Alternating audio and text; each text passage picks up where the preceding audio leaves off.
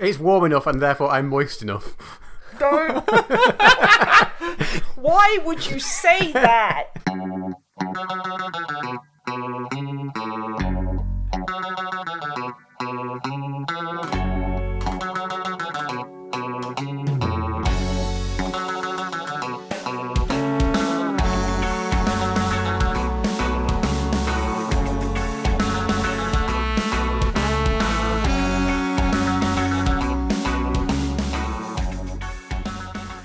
Hello and welcome to episode 102 of the MisanthroPod. I'm Snipe, and as always, I am joined by Wibbs. Say hello! Hello. I'm glad that intro doesn't go on any longer, because you would have just ended up annoying dogs, like, with how high you got. And I am also joined by Drummer Matt. Say hello! Hello. How are you lovely gentlemen today? And the Velociraptor that Drummer Matt apparently has in his house. Yeah, I have a pet. It's fine. I'm fine. I'm fine. How are you, Matthew? Yeah, I'm okay. How are you, Snipe? I'm fine. Okay. Yeah. Good. Before we get started, we just wanted to basically shout out some solidarity to the United States because things are pretty horrible and nuts right now. And we're going to be putting links in the description to ways you can support and help the protesters. Yes. Because shit. Yeah. Yeah. Shit is very real. Mm-hmm. Also, there's some Warhammer news. There is some pretty big Warhammer news. Yeah. It turns apparently, out. like, it has hammers in it now. Yeah. Whoa, new edition. New hammers. Yeah, that's actually the new slogan. New edition, new hammers. That's what they're doing. That's what they're doing. So yes, as a lot of people who are listening to this will be aware, the 9th edition of 40k has been announced. Are you okay there, Snipe? Yeah, my brain filled in of like, as many of you may be aware, Warhammer is a thing, and I'm like, yeah, probably. Oh, so you were laughing at the joke I didn't make. Yeah. Okay, good. You miss 100% of the jokes you don't make, honey. I mean, and yeah. I just make all the jokes, and that's why I'm so funny. I'm going to talk about the subject at hand, if that's okay. Fine. Okay, so 9th edition 40k. How much do you pair know about it? I know that people are calling it 9.5 because it builds a hell of a lot on 8th, which I am completely fine with. We're calling it 8.5 then. That's what I said. Yep. If you heard anything different, that's in your brain and didn't actually happen. Yeah, if you hear anything different, it's my accent and you're being a dingus. Yep. Yep. Yes, so the new edition is seemingly going to be very much just iterating upon what's been done in 8th. Again, love 8th. Very happy with that. 8th is great. But there are some oddities about it, and it does look like it's trying to address some of those. Little ones being, how flyers won't just disappear if they fly off the board. That's not a thing anymore. But that's what actual planes do. And you can't just stop a Vindicator from firing because a grot is standing nearby it. It'll still be able to fire in melee. Yeah. Which is good because, that got kind of absurd at times. Yeah. It never made any sense that, say you've got a Lehman Russ tank and, you've got, a single dude standing next to it punching it with his bare fists, and that's apparently enough to stop it firing. I mean, when I do that, it is. Because of my big, powerful murder fists. Yeah, of course, but, yes. Not everyone has your mighty power. This is true. I should share my knowledge. But yeah, so it's going, Codex is going to carry across, which is good. I mean, I wouldn't have expected anything less because it would be unusual if they had a complete overhaul again. Although it's actually interesting because I was looking at the stuff earlier today and it seems like it's going to be coming out earlier than I expected. Oh, do we have any idea of when it is coming out? No, but there is a bit. Where is it? Because they put out an FAQ, like a little PDF, and one of the questions is, "Love it, I want it. When can I have it?" Bit presumptuous there, Warhammer. It's also not got a question mark, and it's like an exclaimed statement. Oh, it is actually, yeah. Huh. Yeah. So it's not even a question. I want it. When can I have it? And it's basically saying, it's really soon. We're a few weeks off. So I don't know if that means that's a few weeks off before they announce the actual date of its release. But that could insinuate that it's going to be out a lot sooner than we think, because 40k editions are usually around between like 4 to 5 years. And 8th came out in 2017. So that was at least a month ago. And we should always know when it came out, because we did our first Rogue Trader video when it came out, and so I can barely remember my own birthday. Oh, okay. The fucking chance Warhammer has. Okay, 8th edition has been out for as long as our channel's actually been like doing well. So like a month. It's been a little longer than that. 2 months. Yeah. So yeah, it looks like this might be coming out, just after 3 years, which it doesn't mean it's the shortest edition, because 6th edition has that, because that was only out for like 2 years. Because Yeah, because 6th edition. Yeah. But yeah, rules are going to continue to be free, like the base rules, so that's cool. And they're introducing a new narrative like way of playing on top of the standard like just match play and open play stuff, which occasionally people make out like it's entirely new, but like I remember being able to play campaigns where you gained XP and stuff like in 3rd. Yeah. I can never remember if it was in editions between then and now, because it's something I've never had the opportunity to play. But I distinctly remember like looking in the rule book and seeing all the rules for that and being like, oh, that looks so fun. I want to do that. And then realizing that I know literally no one who still played the game. If it helps, I honestly feel that this is a rule of thumb, that the more people complain about like Games Workshop never used to do this, are people who honestly have no fucking clue what Games Workshop ever did. Like, oh my god, Warhammer Adventures is just aimed at children. They're dumbing it down. It's like, combat cards. They're always trying to aim shit at children, because children, like, Captive audience. They're a captive audience, and they want their parents to buy them fucking everything. Yeah. I will say, I think there is a distinction to be made between people who are just being weird and reactionary, and people that have only played the game for like 5 years and so just literally didn't know. What I mean is the people who get really aggressive about, oh, Warhammer never used to do this. Oh, yeah. Those people. Yeah. Not people who go, wait a minute, are you sure they did that? You know, that's fine. You know what I mean? Yeah. Okay, you just didn't make the distinction, so I thought it was best to clarify. I mean, I did in my own mind. Okay. But... but there's also a bunch of new models and stuff that has been...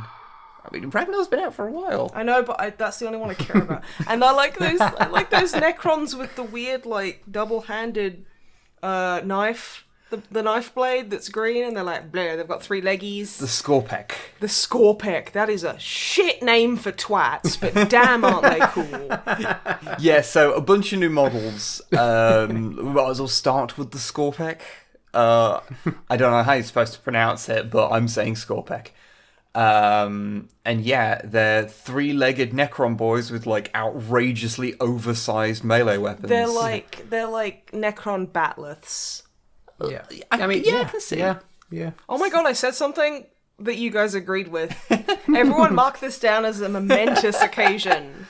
Oh, and green rods are officially gone as well. I'm so happy. Yeah, because those looked so cheap, didn't they? They looked tacky as anything. Because, yeah, there's new Necron warriors, and it's not like the most outrageously different new sculpt. I'm sorry, that Necron warrior has a hugely long dong. Yeah, he does have a bit of a dangly thing between his legs. I'm not God, sure what's going on. oh my. Yeah, they have quite a long, thin necrodong there. Yes, that is the Necrodong. Their guns look alarmingly like Tau plasma rifles. Oh, well. With an extra blade on. Well, I mean, they've got a... I don't quite get it myself. I think it's just I because don't see it long, myself.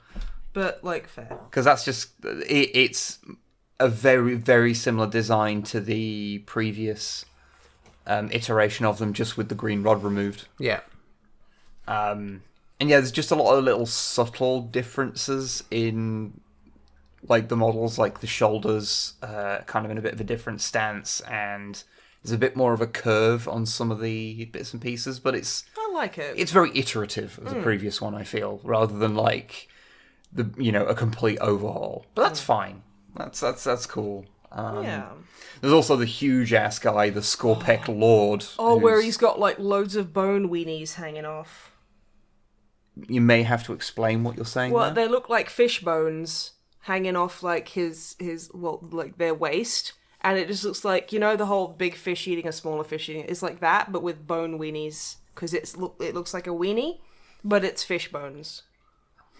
See, I'm looking at the model, and it kind of makes sense to me. But if you're not looking at the model, that would make no sense. Yeah.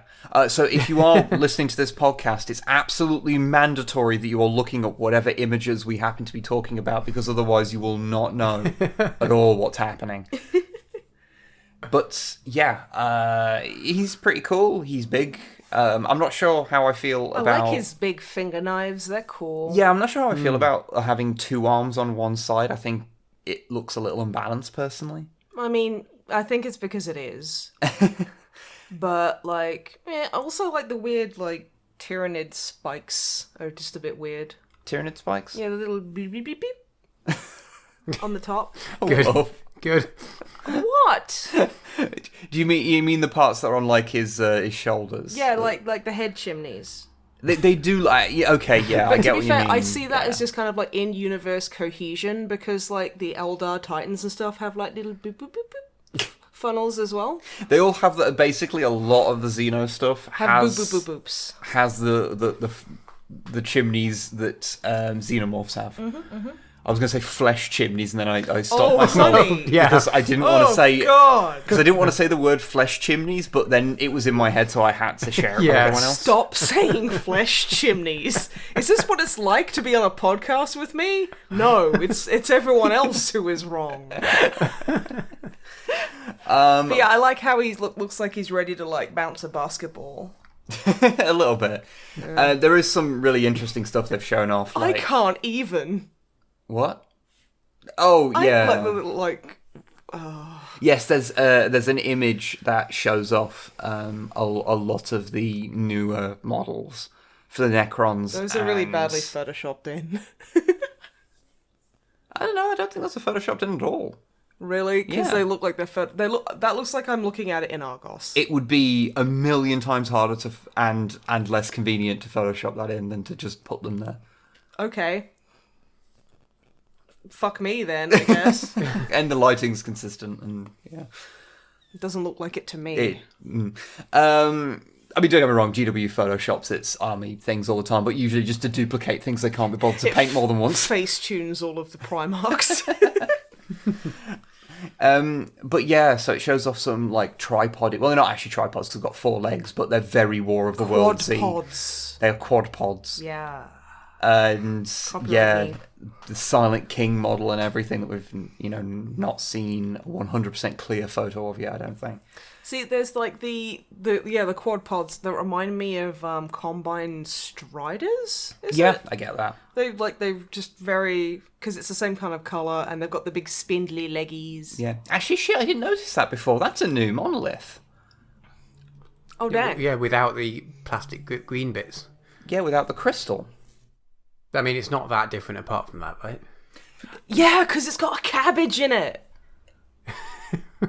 No, wait. Sorry, that's a Brussels sprout. It is, yeah. Think of the scale, love. Yeah, I'm sorry. I'm sorry, everybody. What the fuck is in my head these days? I wonder if you could put a Brussels sprout there and take it to a game and just see if anyone noticed. And then if someone blows it up, you just pull it out and eat it. While maintaining unbroken eye contact with them. Okay, at the very least, if you happen to get one of these when they come out, please just do that. And that's just the thing whenever it gets destroyed. Just eat the fucking what is it? Small cabbage. I forgot what it is already. Sprout. There we go. Even if it's even if it is just the original plastic one, biting into that would be a show of dominance on the tabletop. Yeah. To be fair, anytime you lost a model on the tabletop, if you just picked one up and ate it, that, especially if you had either a pre-Horusy army, a pre-Horus heresy army. So pre-Horus heresy army. Pre-heresy army. I am so tired, and I'm thinking about eating resin. See, we're just doing this now because the different way we're editing it, it's like, oh yeah, we can't take things out as easily. I mean, I'm the one editing it, so It's fine. But yeah, and then like if you have like you and you're a rogue trader hipster, you've got to eat a shit ton of lead. Oh yeah, true. fun. So like, Or maybe, because I was thinking this when you were talking about doing it with the Brussels sprout, but if the person you're fighting kills one of your units, you force feed them it. So then you force feed them the Brussels sprout. So that's enough of a disincentive to kill you. I would say- but you can, but you can only do it once. I would say there's a really big problem there, which is that it takes it from a method of psychological warfare with your enemy. It takes it from that into assault.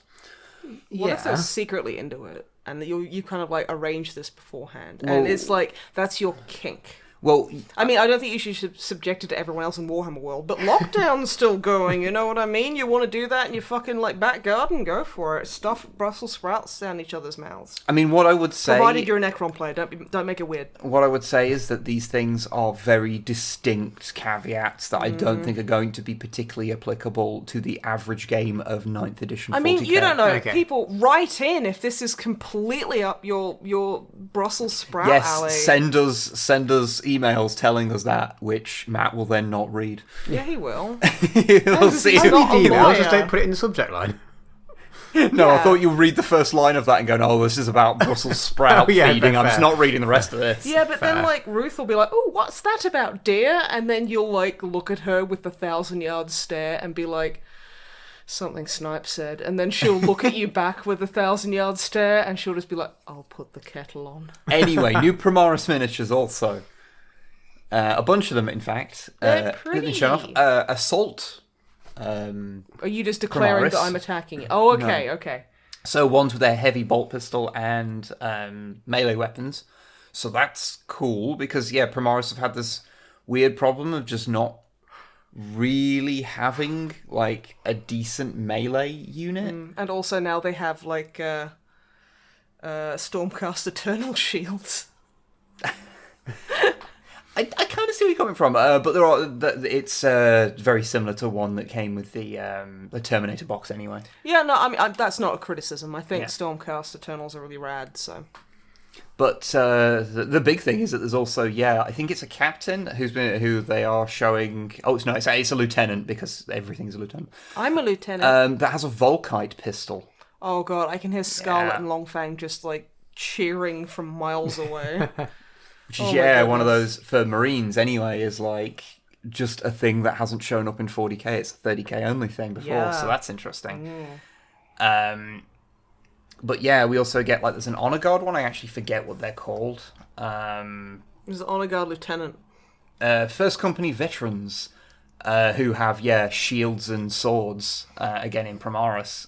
Because, as I was saying, they didn't really have a melee unit, 'cause, I mean, there was aggressors, but they were kind of slow, and they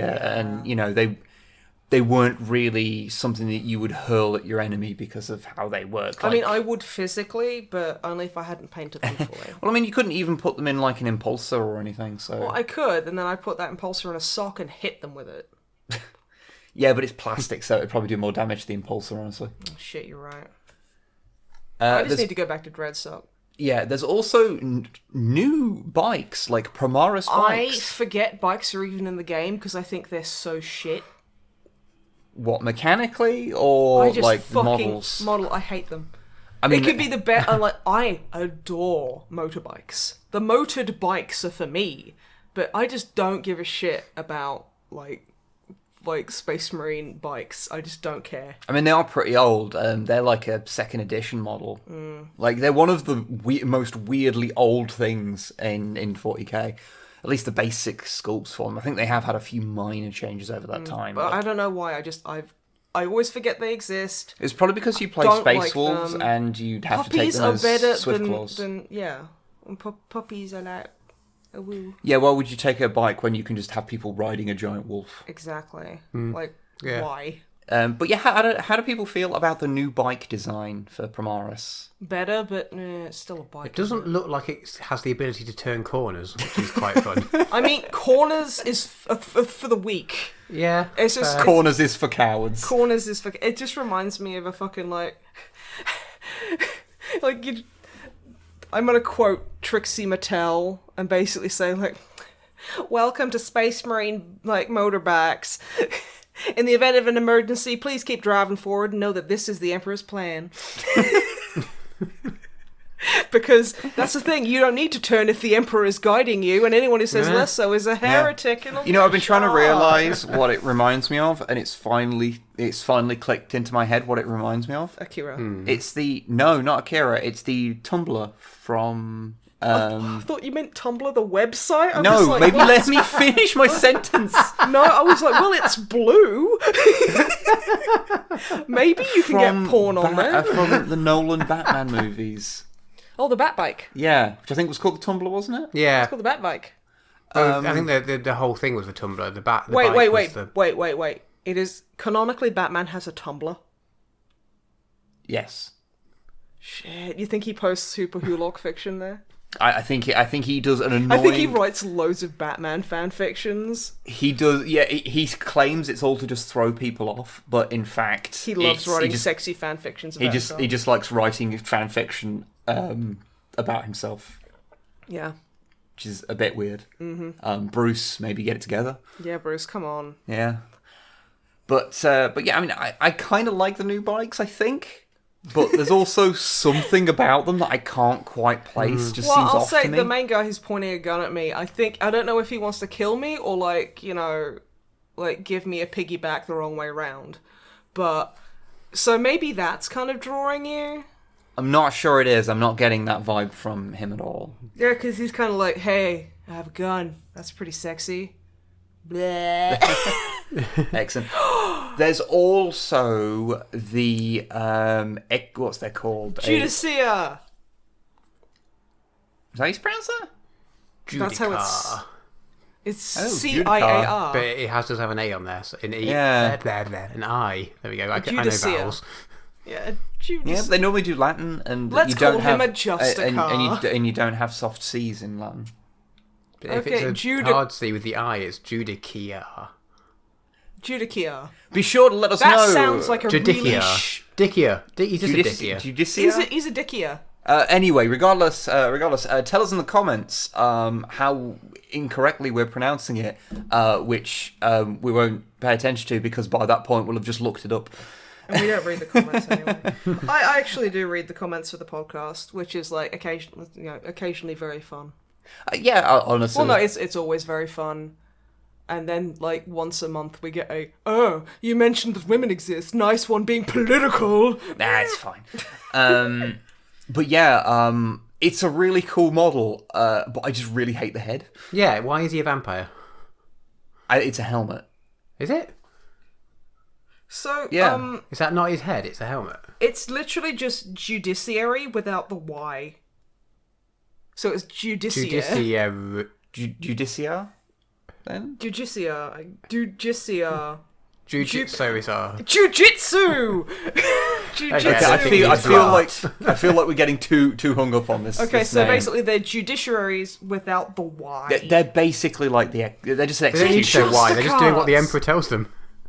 That's fair.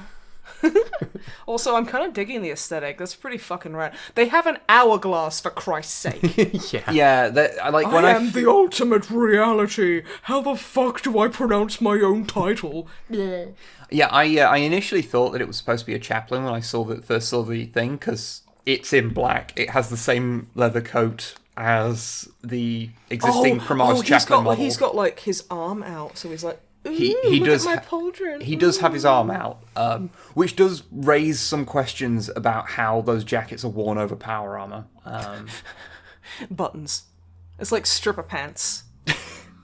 All Marines should be wearing stripper pants. It's yes. Unsurprisingly, I concur. But yeah, it's a really cool model, and I do like the sword. It's an interesting style that we haven't seen in 40k. It is very really cool, but also I'd like to remark on my on my observation, like not a few seconds ago about stripper pants. Look at all those studs on his power armor. That's stripper armor. I mean, you can just Those tear it are off. buttons, so he can be like. I would also like to point out that he appears to be wearing power armor with gloves over the power armor and then a ring over the gloves. Yes. Yeah, and he also seems to be wearing a face mask so tightly it's removed his mouth. Yeah, I'm pretty sure that is a helmet. No, that's his cotton. He's worried about the Rona. But yeah, I really don't like the head, but the head looks. But everything else is rad. He looks like a white red skull. This looks a bit. So like a regular skull then. Is it though? No, because the red skull's still got a bit of like. What is it? It's a bit fleshy. Face meat. Yeah, flesh. There we go. He's a bit of a fleshy boy, isn't he? He is a bit of a fleshy boy. But yeah, I like the model. I think it's a bit extra, but you know what? It's 40k. It's always extra. Yeah, that's sort of its defining trait. Yeah, really. But yeah. So yeah. That is it. I think. I don't know. Was there anything else like to mention from it? Like I know there's like a bunch of rules stuff that's been sort of brought up, but I forget most of it. Yeah. Well, I like the rule where if you are taking. Oh, what was it? If you take a squad of 12 or more Gene Stealers, you get to punch people in the head. That's not a rule. That's just something that you're making up because you've got a bunch of Gene Stealers on order. No. It's definitely that. I don't think it is. Well, we can't check now. I've just closed the browser. I thought you were going all big boys in your Nid army. I am, but I'm also getting some interference in my my Gene Stealers. So they're going to be like, bleh, and running about like little bubbles. Okay. So they're going to be following my my Trigon Prime when it burrows and just being like, bleh, and pouring out. Yeah, because Trigons can be used to basically just allow another unit they make to Gene Stealer holes. Or Hormagaunt holes. Or Hormagaunt Termagant holes. Or Termagant holes. Holes. Holes. Yep. Holes. We should have all sat down before the podcast and like practiced our enunciation. Lip trill. I love that. I love the lip trill. You know that punk festival we did when we stayed at Zoe's like dad's house. Yes. There was one of the bands there that was super snotty. You know, they're really like, oh, we're so pretentious. We're not going to talk to any of the other bands. We're so punk. Ha ha ha ha. Yes, I'm aware of those kind of bands. One of the guys, the singer of that band, was doing a lip trill, and I laughed because he sounded like a plane. He sounded like he was pretending to be like an aeroplane, and I was just like, yeah.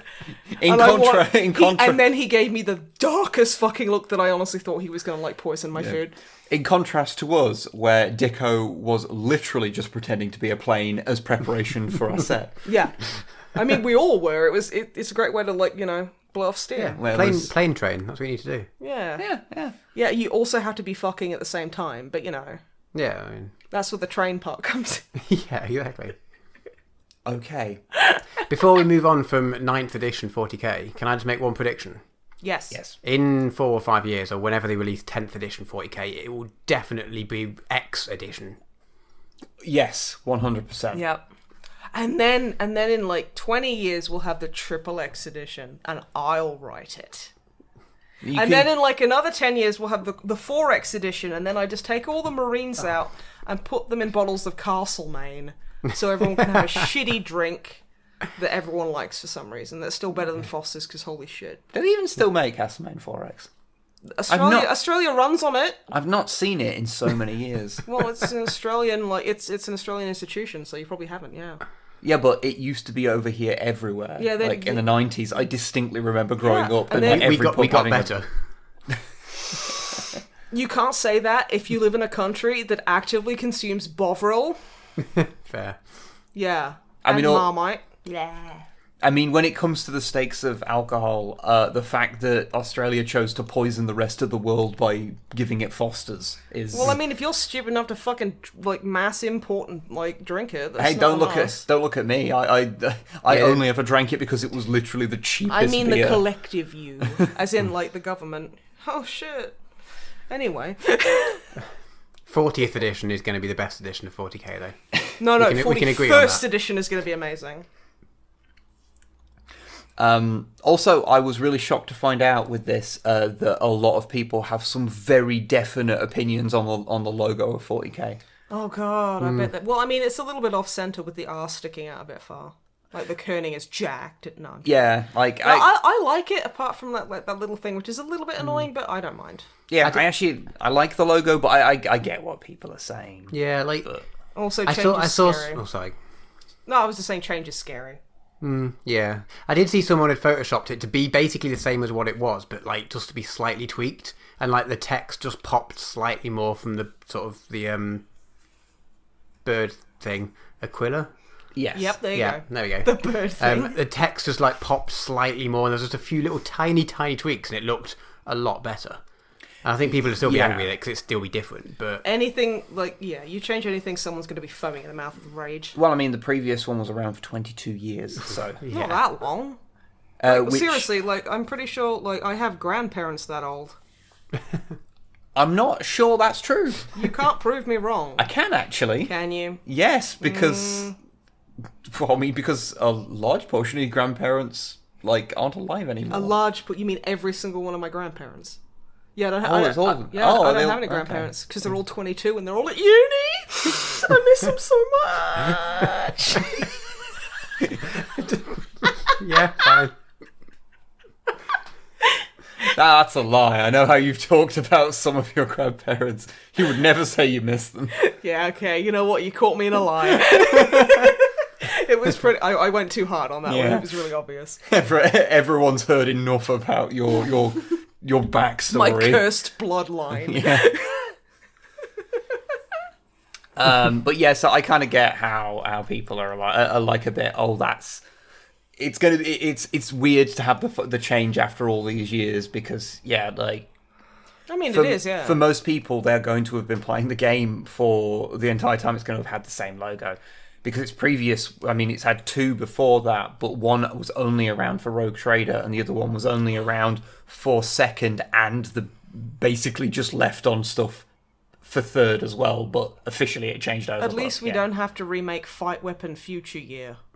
Well, no, because that was the marvelous bootleg anyway. Yeah. But yeah, I think that's everything about 9th edition. I know it went on for a while, but it is a pretty big thing.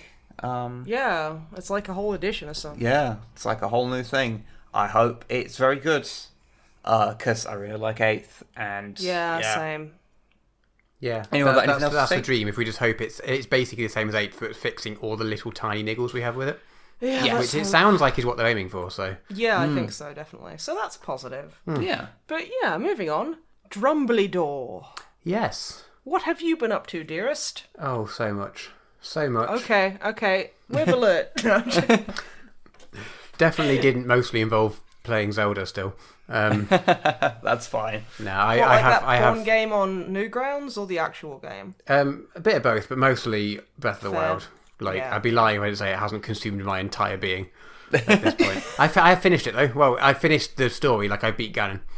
Nice. And Also, I forgot that Zelda spoilers. games, when you beat them, like, it doesn't just carry on. Like, it takes you back, you got the ending sequences, blah, blah, blah, blah, blah. And it takes you back into the main menu. You press continue and it just loads up the save before you beat him. And I've forgotten that that's what Zelda games do. And I was like, oh, but I want to explore things now it's been fixed. No. But yeah, so it does have it recognise, like, it's got a little star by your save. So you know that the save has, like, recognised that you've done it. Oh, that's cool. Which is nice. But then you're wandering around and everyone's just like, oh god, like, you're taking your time, why don't you go and do the thing? I was like, but I've done the thing and I want to do the side quests. Yeah. Oh god. But it's good, I've done all the side quests and I found all the shrines and I've bought the DLC and I've nearly finished that. It's not like you to buy DLC. I know, You must have I know, really but- enjoyed it. Yeah, I have, and I just wanted to kind of give them more money. They don't need more money, I didn't think that at all. I just couldn't resist. You just wanted to play more game. Yeah, exactly. So Hey, I've just finished the Master Sword trials, which is really hard because it like takes you into a dungeon but strips you of all your gear. So like anything you've collected, it doesn't help you out, and you kind of start from scratch again. So you've got to actually like learn to like be a bit better at the game rather than relying on the fact that you have ridiculous armor, which is intense. So it kind of tries to increase your technique as opposed to just the item levels and stuff. Yeah, and it takes you through a series of dungeons, like fighting harder and harder monsters, and then when you kill them, you get their weapons, and you have to sort of scavenge as you go along. Yeah, it was cool. I enjoyed it, but No, it that was does sound pretty interesting. pretty hardcore. But yeah, it's good. It's a good game. It has consumed my entire life. So today I did play one new game just so I had something to mention on the podcast. I'm glad one of us did, because I didn't. I was like, no, I think I'll play The Sims for my 947th hour. Yeah, fair. Oh, I haven't looked at how long I've played Zelda for. Oh, the DLC, I did want to say, the DLC has a really cool feature. So, obviously, you can bring up the map, which is, not groundbreaking in the game. Really? I'm yeah. sorry, you can bring up the map of the area? $9.99, there is now a map. No, the map is obviously included. But with the DLC, there's something called, like, Hero's Path or something. And basically, unless you've played for more than 200 hours, or whatever the limit is, you just on the map you can watch a path of where you went in, like, it draws it out so you can like rewind and fast forward and it shows where you travelled to and where you ran around and if you died somewhere, and it kind of just replays what you've done. Oh, so it's kind of like really cool. It shows you like your meander trails. Yeah. And you can like cool. scrub through it and like see which order you did things in, or notice a bit on the map. You're like, oh, I haven't been to this thing yet, or something. It's really cool. That is really cool. It's like, rather than like, because I want to explore everywhere and see as much as I can to see, but rather than like just go online and be like, here, where is a list of all the interesting places, I can actually sort of organically see where I haven't been, which is, I really like that feature. More games should have it. That is really cool. Yeah. The other games, so I've been playing a new game today. I've been playing, and I have no idea how to pronounce it, Pikuniku? Pikuniku! Yeah. I do not know what's happening. I have heard of it, but from what I've seen of it, I couldn't tell you fucking anything about it. You're like, it's a side-scrolly, very cartoonish looking game. Very smooth, not like at all 8-bitty or whatever it's like. This is the one where you play as a red blob with you legs, play as a isn't red it? ball, and then you wake up and you roll around a bit, and then legs appear out of you. I mean, that's basically And then- every morning for Yeah, me. Snipe, so- you should know about this because we literally did a stream of it. I don't remember. I remember Pikuniku. That was with signs and stuff. And there was a big thing in the sky. There is a big robot flying collecting thing. Yes. That's the extent that I know. I am very confused as to what's happening. You're this red ball and you're running around, and one of the objectives was just, it does at one point just said, explore. And I was like, cool, okay, I'll just roll around a bit, I guess. No, I remember it being enjoyable. Yeah, I got it on sale and it's quite good fun so far. But yeah, I've only played for a short while, but I don't really understand what's happening. Oh, that I haven't quite worked reminds out even if it's a platformer or if it's an exploration game, or I don't really know. Yeah, Pikuniku. I enjoy it for the name, if nothing else. I do remember it being quite a fun little game. Yeah. It's got some really cute animations. I've been running around kicking people in the head because that seems to be the only thing you can do at the moment. I mean, I do that every day anyway, so don't worry. Yes, Snipe Simulator 20k. But I don't have antlers, so That's true. You can get different hats though, so at some point you might be able to get an antlers hat. I do own a lot of hats, actually. Do you own a pencil hat? That's my most recent one. And then I can draw things with my head. I mean, I could just do that with all the fucking metric shit ton of pencils I keep buying. No, that does not count. No. I also noticed that you said Snipe Simulator 20k, so Holy shit, that's going to be a lot of money. This is very future. Future Snipe. In the year 20,000, there was only Snipe Simulator, and it is weird, but okay. Okay, well, thanks for pointing that out, With. Good. What are we here for if not to point out each other's mistakes? That is fair. Just a couple of quick TV things. We finished Midnight Gospel. Oh, yes. Yes, I think last time we watched it, I'd only watched the first episode, and I thought this is going to be really good if it's like this. And it is. It's very good. I think it isn't for everyone. I couldn't tell you what sort of person it is for and it isn't, but it definitely isn't for everyone. But some people would love it, and some people would just not get it, I think. I'm not saying because you have to be... So... Yeah, exactly. I mean, I don't mean you have to be clever or you have to be anything like that. You have to have a very high IQ to understand, Yeah, no, nothing like that. But just, it will be some people's cup of tea and it won't be for other people. And that's fine. But we really liked it. Just as like the very last episode, it gets emotional. He's like... I've heard that, yeah. Yeah, I mean, it's slight spoilers, but not really, because it's just them. There's not really a story, it's just them chatting. But the last episode, it's just him talking to his mum. And, like, he gives up all pretense of him being called... I think his character's name is Clancy, which is a good name, and I'll go into that in a minute. But, I understood that reference. But, yeah, like, at various times, like, in one of the episodes, someone calls him Duncan, which is the actor name. And he's like, no, call me Clancy. And they just leave that bit in, which is I love. But like in the end, it is just Duncan, whatever his name is, the actor, talking to his mum, and they just give up any pretense of it being characters, and they just call each other Mum and Duncan and all this sort of stuff. But it gets like pretty intense because his mum is. I mean, yeah, it's upsetting because his mum's like got cancer or something, and they just start talking about life and death and stuff like that, and it's just like. And the episode's like 36 minutes rather than 20 minutes like the normal episodes. And it's just like, oh, this gets... But it's like beautiful and emotional and a really nice ending to the series. Yeah, because like, I've watched like the first 4 episodes or something of it. And I'd watched like half an episode and I was just like... It was the one with the goldfish bowl head man. Oh, yeah. And I was just like... And the cats. Yeah, I was just like... Yeah. Okay... Yeah. I mean, I like it a lot. Like, the visuals are fucking legit. That's some cool stuff. I can imagine if you watched that on LSD, you'd never get anything done again. Like, that'd be it. It's a weird show. It is. Yes. It is. You know what? I love weird.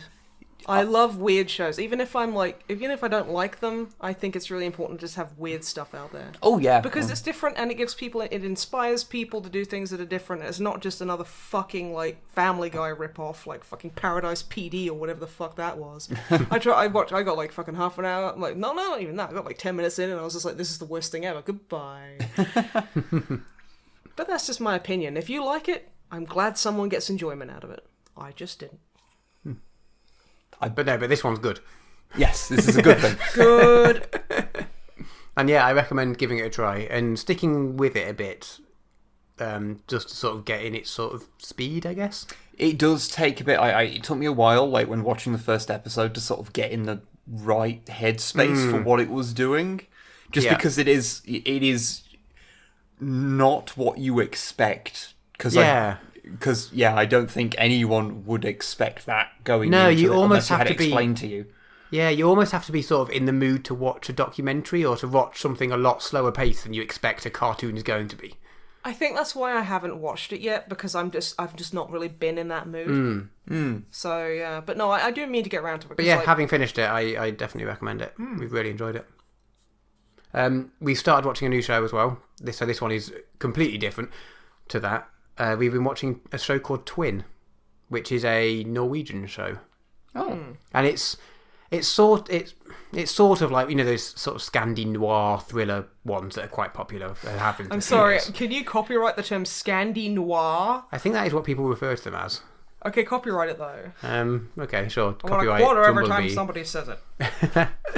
We've been watching it on iPlayer, but I'm sure it's available on various other things, such as in Norway. It's available on other things, like probably in Norway. We don't know.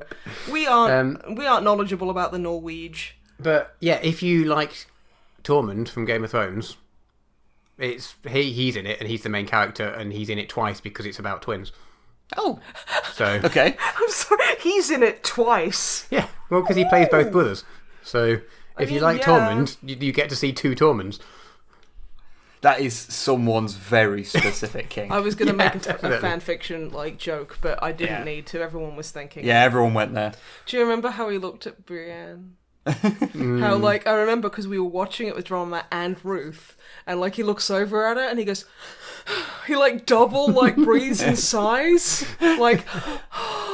And then we all just fucking rolled. And then that, like, cheeky Ace Ventura grin he gives her. Oh, it's so weird. They did, like, you know, they kind of just stopped at, like, the second to last season. Yeah, bizarre that. Yeah. Okay, but yeah. But yeah, no, that does sound cool. Twin is very good. It's basically, the premise is that... Twins. Is it like, is it like the Danny DeVito and Arnold Schwarzenegger movie? But with Tormund? No. Because, oh my God, Murphy...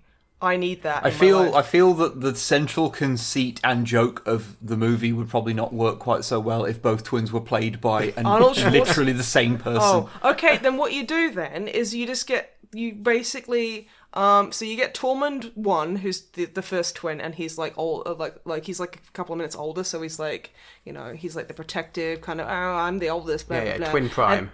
Then you get Twin Prime, and then you get the secondary twin, who's Tormund twin. again, but they just kind of like squash him. They don't like stretch to fit the aspect ratio. They just make him very small, and that makes him very wide and long. And then they just invert his colors whenever he's on stream. I feel I keyframe whenever he's on stream. Whenever he's on screen. So whenever he's on screen, like you just see like this, like so he's got like, you know, his sclera is black, his eyes are like really pale, and like everyone else is just like, that's just how twins look in this world. And then they can go and like try and find their birth mother, who, you know, because they were raised by like nuns, and like Tormund Prime was raised by like, you know, some really rich dude who had like access to the best stuff on like this weird desert island somewhere. And then they bump into each other, like, you know, and it's just like, oh, that's my brother. And then they have to go find their bio mum, and then they do, and she's like, oh, I can't tell you apart. And then like, oh, it's just romantic, and like, it feels like this is a lot of effort to go to when you could just hire two different actors, like indeed they did in the movie Twins. I mean, yeah, but like, it feels unnecessarily extravagant. The fact that I have to explain it to you proves that, you know, like the dominating of our society. No, I'm joking. Yeah, so this isn't that. Then what are you talking about? I don't care. But it is few people did say that they were totally down to hear a series of Snipe describes movies she hasn't seen. The thing is, like as a series. I have my own like YouTube channel, and I would like to do stuff like that on it. But the thing is, if I don't have someone there getting like gradually more frustrated with me, I'm just not funny. We'll just take your recording equipment into the bedroom whenever Wibb's trying to sleep. Wait, bear with me. Whenever Wibb's trying to sleep, just start recording it, and then that'll work. What? So like he's just about to fall asleep, and I'm like, "Hey, honey, what's a movie you've seen recently?" And he's like, "I'm not doing this." Yeah, and because then that's what would happen. Irate. Yeah, I got so mad at him earlier, like genuinely, because he went for a nap, and I went to like say goodnight, and oh god, he was like talking about eggs, and he was like, "Oh, I hope I have an excellent nap." And I was like, okay. And you were like, yeah, no, that's not a yoke. I really do hope so. And I'm like, and I just went, you know, I hope you do have a good nap, because otherwise I'll be walking around on eggshells. And he just replied with, oof. And I literally sat up and just went, fuck you. And I got so mad. Fuck you and your egg. Your egg puns. See, everyone thinks I'm the Punisher, but no, it's you. You're the worst. I suppose what so. What were we talking about? Do you remember, Matt? Tell me about this movie that I've seen and you obviously haven't. haven't. It isn't a movie. Well, yeah, see, this is why he hasn't seen it, because he doesn't know it's actually a movie. Matthew, please take us from this place.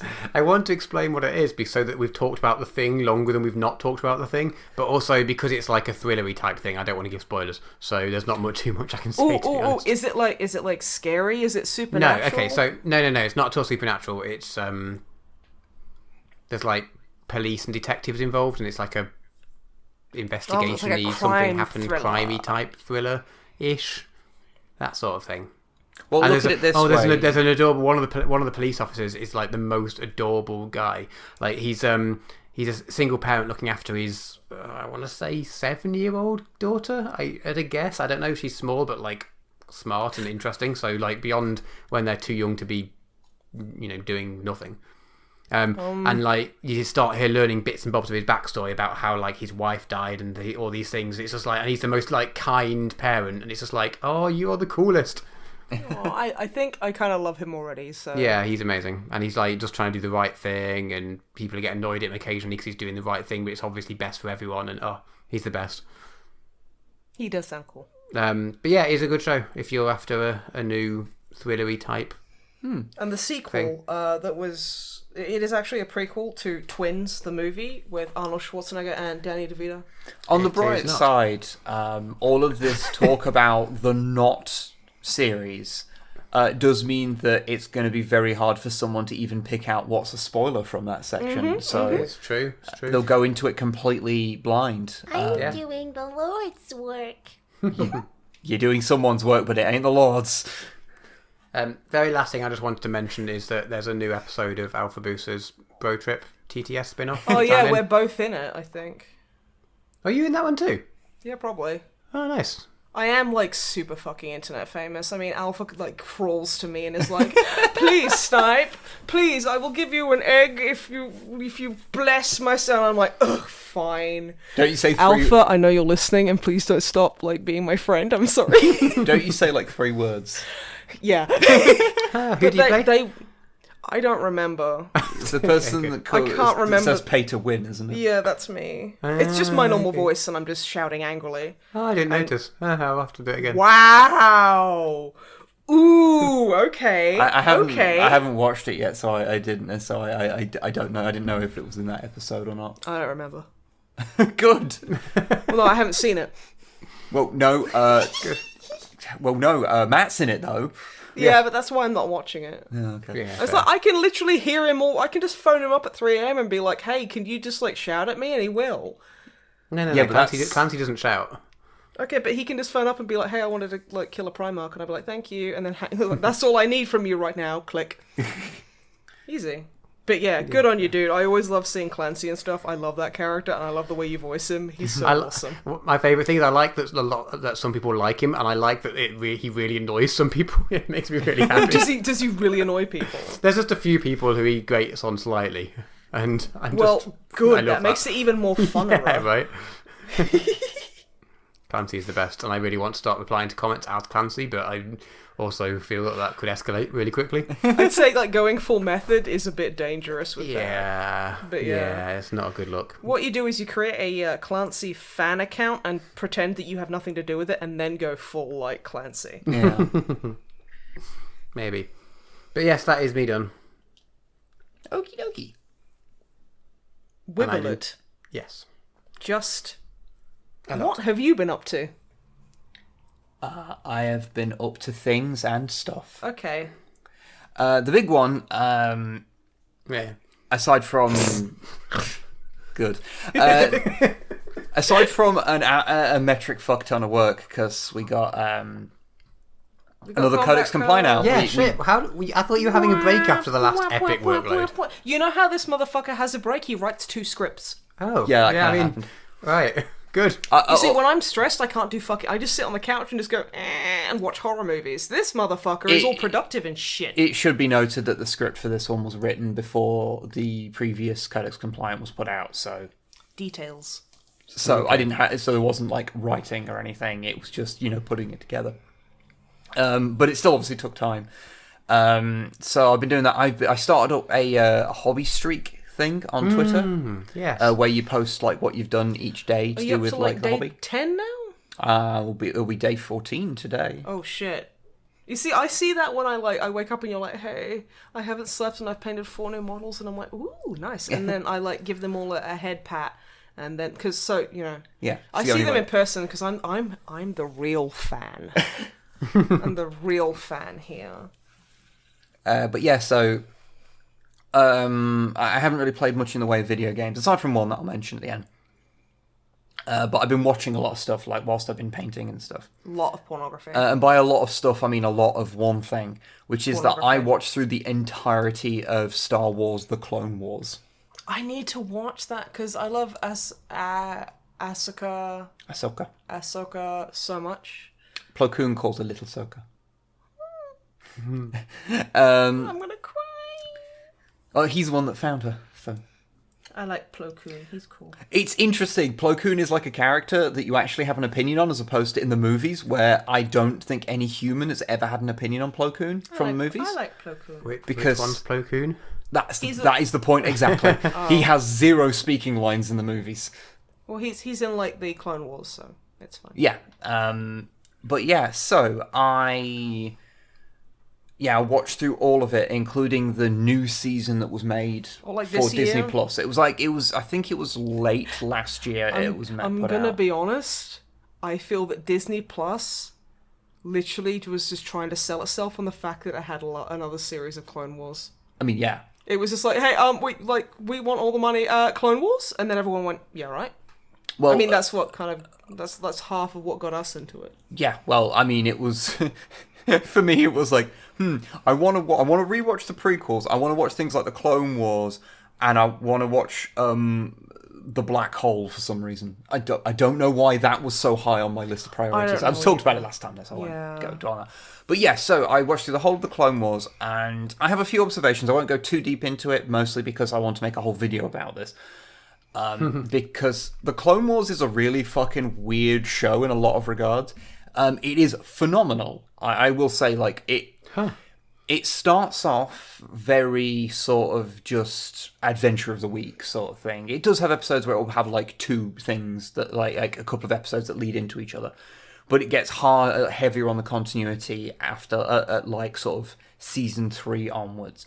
But the first 3 seasons are also in a complete batshit order, because the show for some reason is just allergic to putting things in chronological order. Weird. It's bizarre. Like, I think the first chronological episode is, like, episode 16 of, like, season 2 or something. It's something like that. It's weird. And I'm so glad that Disney Plus's, like, UI makes that incredibly easy to navigate. Well, it's impossible to navigate, because... That was the joke. The only way you can know what that order is to go onto StarWars.com and literally click on each episode individually to load up the episode, as opposed to having it, like, as an alternate list or what have you. Sorry, that felt like it was going to fly into... Hi there, fellow rebels. Are you interested in Star Wars? Go to StarWars.com and enter the code Darth Vader probably did cuddling after sex to unlock 50% more Jar Jar nudes. I mean... Call me StarWars.com. I could make your life so much better. I could increase your traffic tenfold, y'all. You don't even know. So the Clone Wars is quite good. I've heard. But yeah, it has a few quirks to it. Like, so the fact that it exists between 2 movies means that there's a lot of things it just can't really do. So, like, for example, there's quite a well-known kind of little story arc in it that involves a clone discovering Order 66 before it's supposed to happen. Mm-hmm. And, you know, that whole thing sort of being talked about, but obviously they can't go too deep into it because it happens in Revenge of the Sith, and it's a surprise. Yeah, it suffers from those things, like, quite badly sometimes. Like, the most notable one is how... So the final season, the new one that was put out, it's 3-4 episode little stories, basically. Okay, I had to figure that out for a second there. One of which is around a group of clones called Bad Batch, which is very cool. One of which is about Ahsoka, and then there's the final arc, which is where the story gets wrapped up. Now, the really fascinating thing about it is the final arc, because it needs to wrap everything up, but also the main story is wrapped up in a movie which came out in 2005. Mm-hmm. It means that most of the main cast just leaves. Well, yeah, they've got places to be and fights to have. All the main antagonists have to leave. All the main characters, bar the ones which were made up for the Clone Wars, have to leave. So it then has to tell this other perspective. That's supposed to be a satisfying conclusion. Yeah, and it is because, unlike the prequel movies, this is well written and acted. That's no shade on the actors in the prequels. George Lucas can't direct. A lot of them are fine actors, but yeah, George Lucas is kind of notoriously bad at directing people. And it kind of in the prequels are where it really shows. But yeah, so it just has this interesting thing where you get to a point and you're like, so I mean, Anakin, Obi-Wan, Dooku, Grievous, Sidious, all have to go. Even Commander Cody, who's like a kind of second, a kind of not... he's in a lot of episodes, but he's not like a main character. He's just there occasionally because he's the leader of the clones that Obi-Wan leads. Like, because he's in Revenge of the Sith, they have to like sideline him as well. It's kind of fascinating on that kind of front. On a similar note, also, it's a little bizarre how Anakin is portrayed, because he's a likable character in the Clone Wars. Well, and he's awful, and I hate him in the movies. And this is largely due to like knowing about how those movies were made. I'm not gonna like rib on Hayden Christensen's acting, because I know that a lot of actors did not have a lot to work with and were not given the direction they needed during that trilogy. See, George Lucas does not know how to direct human people. But he was also working with an abominable script. Yeah, exactly. Because a lot of the dialogue in those prequels is so badly written. But in here, it's not, and it's really interesting seeing the character be portrayed in a different way. But the problem is that you get to a point, and it's really hard to think of him as being the same character as the one you see, like in Revenge of the Sith. It's okay, you can kind of quantify the Attack of the Clones version, because that's a bit of a younger version, because some time does pass. Like, it starts with him as a Jedi Knight. He's, unlike the old animated Clone Wars show, which, so if you are not familiar with this, there was a series that came out, I think it was between episode 2 and episode 3, called Clone Wars, and then several years later they made The Clone Wars. I didn't realise that. Yeah, I didn't know either. Yeah, one is traditionally animated and is done by the guy that did like Dexter's Laboratory and Samurai Jack. Oh, I remember that. It's really weird looking. Yeah, and that style was adapted for the Clone Wars through like CGI series, which is why everyone is very angular, because it's kind of borrowing that style a bit.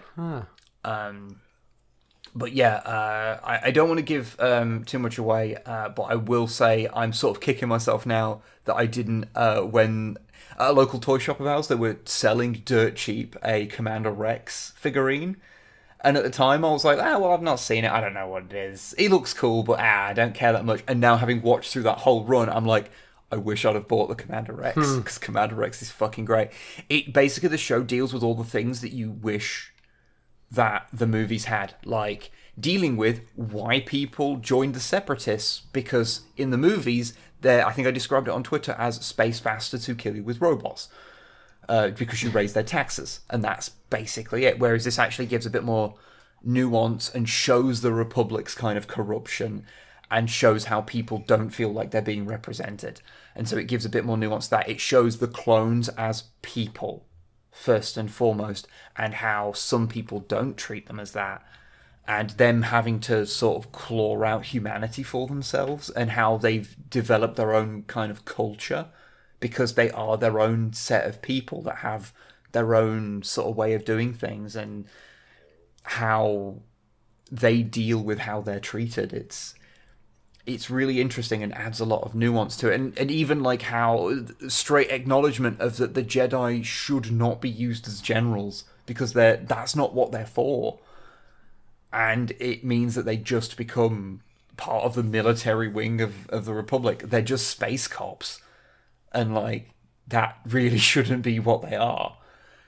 And it deals with a lot of really interesting things. And the final arc where it goes to just this kind of alternate perspective on the final days of the Clone Wars and the execution of Order 66 is really well done. Like, phenomenally well done. You get all Star Wars barring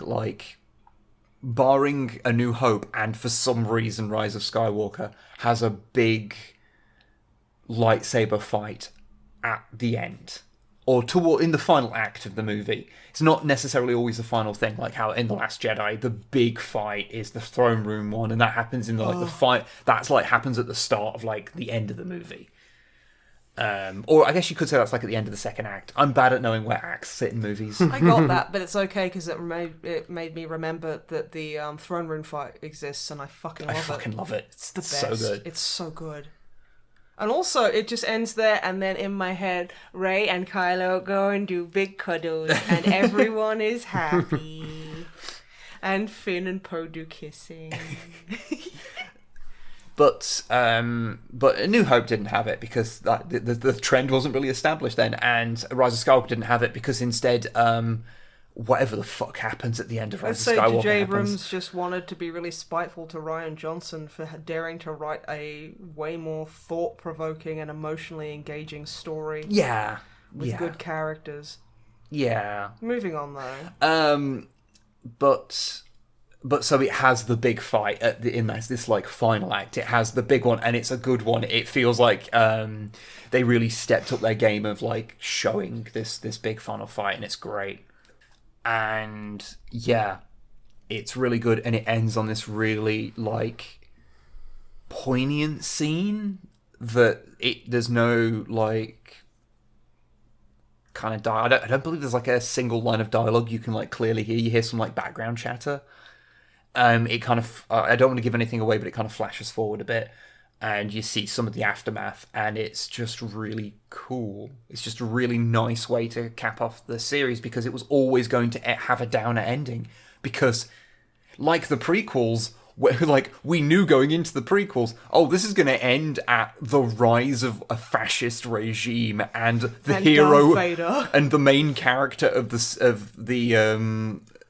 trilogy becoming the big bad of the next one.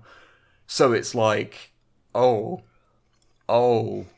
That's another problem with prequels. It doesn't have to be a problem, but it is an interesting quirk, I feel. The Horus Heresy series has the same problem, of course, you read it and you when are they going to stop Horus from doing that? When you see, well, I mean, they are at the Siege of Terra now, so, you know.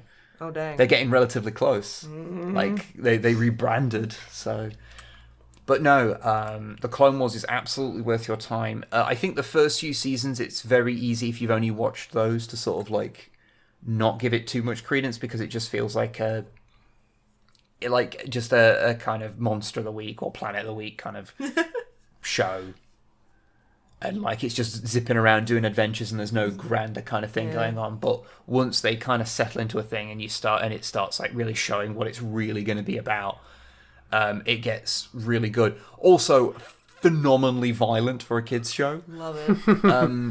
There's like you've told me little bits and bobs, and it's like Jesus. Very limited blood and things like that. But so considering that the two main sides are robots, and so they can be massacred, and no one has to have a moral quandary about it, except you do, because they make the droids be the comic relief. And they are obviously all sentient. And they obviously portray them as having sentience. So the fact that the Jedi just mow through them and will like kill them after they've basically begged not to be hurt has some implications. I mean, I'm okay with more kind of like moral grey area, because I think that's more interesting than Sith bad, Jedi good. Oh yeah, the Jedi are 100%. If you watch the prequels and see the Jedi as being 100% good guys, you sort of...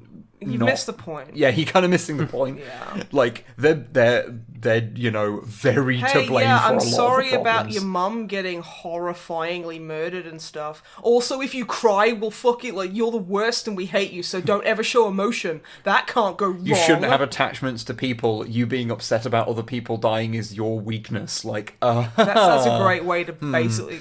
It's almost as if that's exactly what they were going for, with the whole Darth Vader is now a thing. It's one of those... I know what you're going for, but also when you take a young person who has obviously dealt with a lot of trauma, like they were literally born into slavery, like maybe instead let them go to a bunch of therapy sessions first. Let them have emotions, because if you don't, then that's how you get fucking serial killers, or like Darth Vader, who is kind of a state-sanctioned serial killer, really. Anyway. Yeah, but the clones themselves are like mowed down as well, and so you see so many clones die, so many named clones die, because as it goes on, you meet lots of clones with different names, and I can't remember who it is that does the voice of the clones, but wow, does that guy do heavy lifting, because there's some episodes which consist of like nearly entirely clones. He's got the range. And he's got to do the same voice for multiple characters, but portray them differently. It's like Tatiana Maslany in Orphan Black. Similar, Because except she plays multiple different characters fucking amazingly. except at least she has different accents for them. I mean, to be fair, she has like a dance for all of them that she uses to get into character, which I think is really cool. I wonder what the clone voice guy like does. Does he like? Because that's really impressive. Yeah. No, it's really interesting that of like having one person having to pull that much weight. There's also a lot of like guest stars that come in. So like George Takei does a character.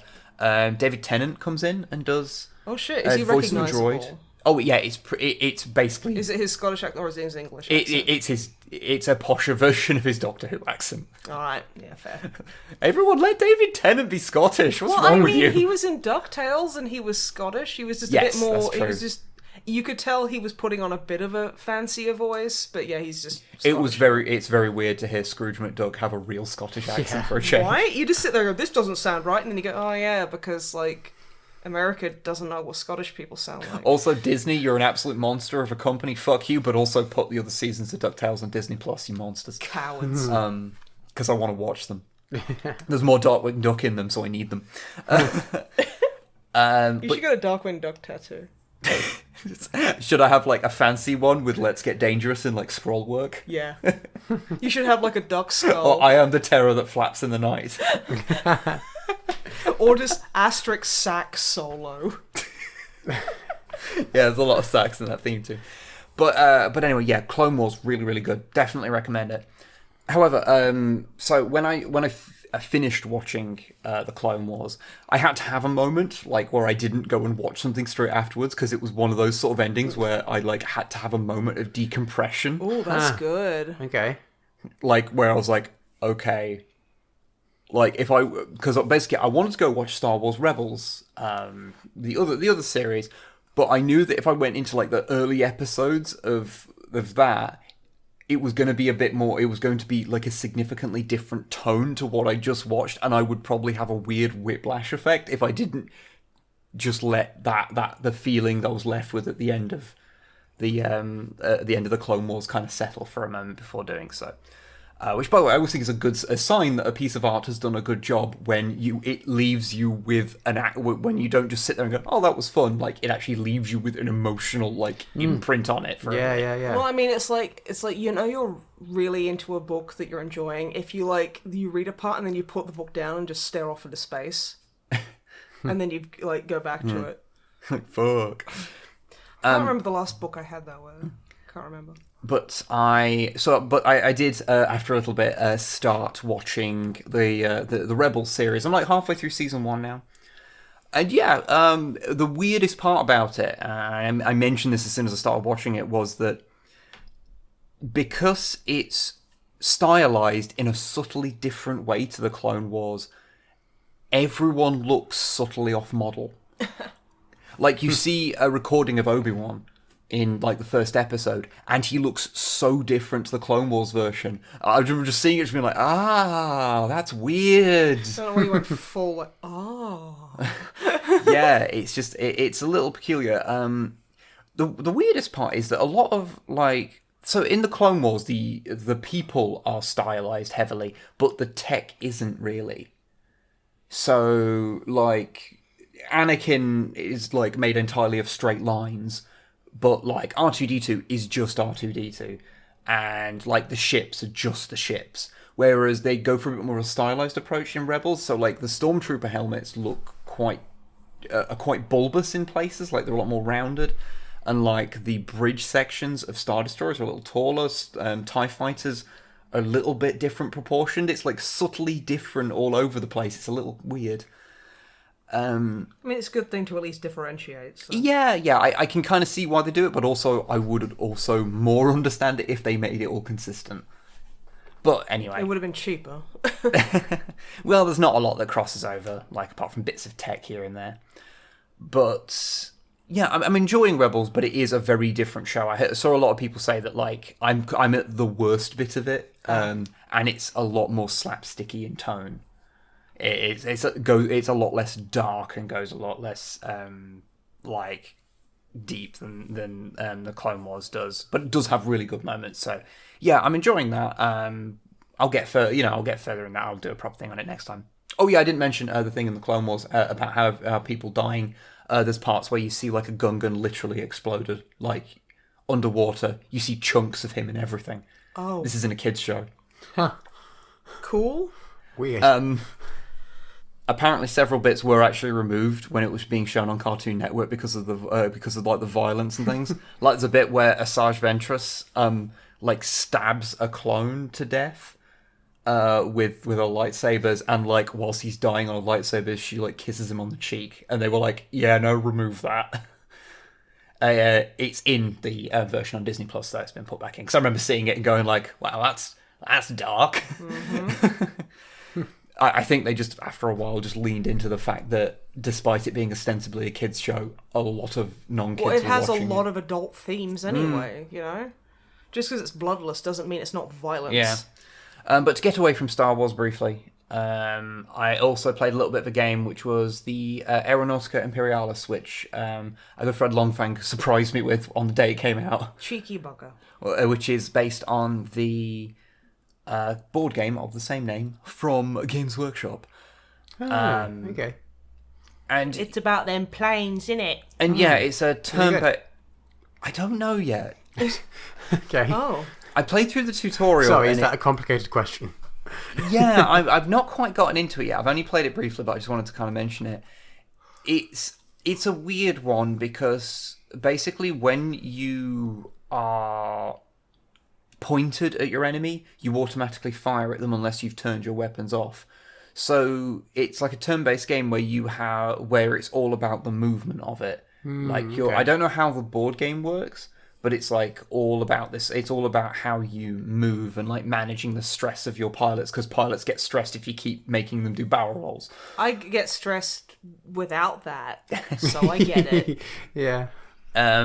I do feel like there's a few things it could do with like having changed. Like there's a bit of music that plays because basically you set up a turn and then you basically press execute and then everything kind of happens. And it plays like the same piece of music every time you do that, and it gets really tedious really quickly. It plays that fucking Breaking Benjamin song. I have never. Wait, no, I was knowingly- thinking there's that other one, I Stand Alone, that was in Prince of Persia. I always get those two confused because they sound so You're thinking fucking... of the song "I Stand Alone" by Godsmack from Warrior Within. Yeah, and honestly, that and like Soil, like they just sound the same. And Breaking Benjamin, apparently. And yeah, they all just sound the same to me. I don't believe I've ever knowingly listened to a Breaking Benjamin song, so I couldn't say anything. Maybe you have. I mean, it's weird that like a bunch of like, you know, Beatrix Potter fans got together and were just like, let's make a metal band based on our We're going favorite to smash cat. apart our favourite rabbit. Yeah, Benjamin Bunny. Yeah. Because he was greedy and rude and thoughtless. So did he deserve to be beaten up? He was the was bougie rabbit? He was the bougie 1%. Like, he had all, like, the stupid... Heads will roll. Heads will roll. So, yeah, he was either that or, like, you know, guillotine the 1% bun. Okay. Or the bun percent. I guess. Yeah. But yeah, I'm going to play it a bit more. But yeah, I'm not 100% sure how I feel about it yet, because it does seem like it's quite tricky. Well, I mean, like most board game adaptations tend to have a lot of strange quirks, especially when like video games. The video game adaptations, yeah. Especially if you like don't have prior knowledge of it, it is probably going to be quite a high skill wall to kind of get into. So I don't know how accurate it is to how the game works. I suspect not very. I mean, Blood Bowl is basically like if you had the rules like for Bloodborne and Blood Bowl. Blood Bowl. Blood Bowl. I'm sorry, I'm so tired and I haven't eaten dinner. But yeah, if you just get the rule book for Blood Bowl and boot up Blood Bowl 1, that's the rules. Yeah, but that is an outlier. And shall not be counted. Like, I don't. There's very few games that are that faithful. Okay. I was just saying, you know, Yeah, it it wouldn't is. be out of the ordinary. It would not be an anomaly. That's true. But yeah, it's just a bit kind of because there's like repetitious music and like there being a lot of dialogue, but it's just all you have to read it all, and it like doesn't do a good job at like portraying the narrative like from what I saw from like the story mode. It's a bit of a weird one where it just feels a little cold. I'm gonna play it a bit more because like, I might get more into it as I like get more into it mechanically. But yeah, I'm left. It's a bit of a weird one. I'm not sure about it yet, but I'll see.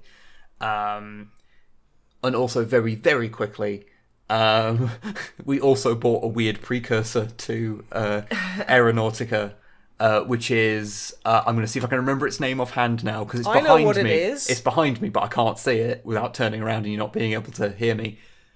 Bombers over Das Sulphur River. There you go. Which was a 1998 spin-off game by Andy Chambers where you play as orcs versus Imperials trying to blow up a dam.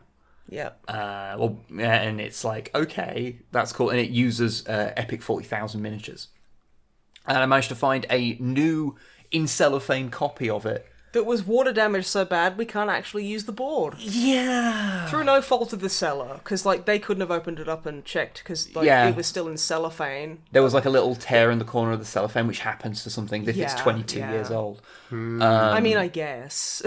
And yeah, water damage had seeped through, and like the box was like all like sealed together around the edges, and the board is like knackered. I'm going to try some experiments to see if I can salvage the board at all. Yeah, probably not, but one of them things. I got like a partial refund for it, which was decent of them.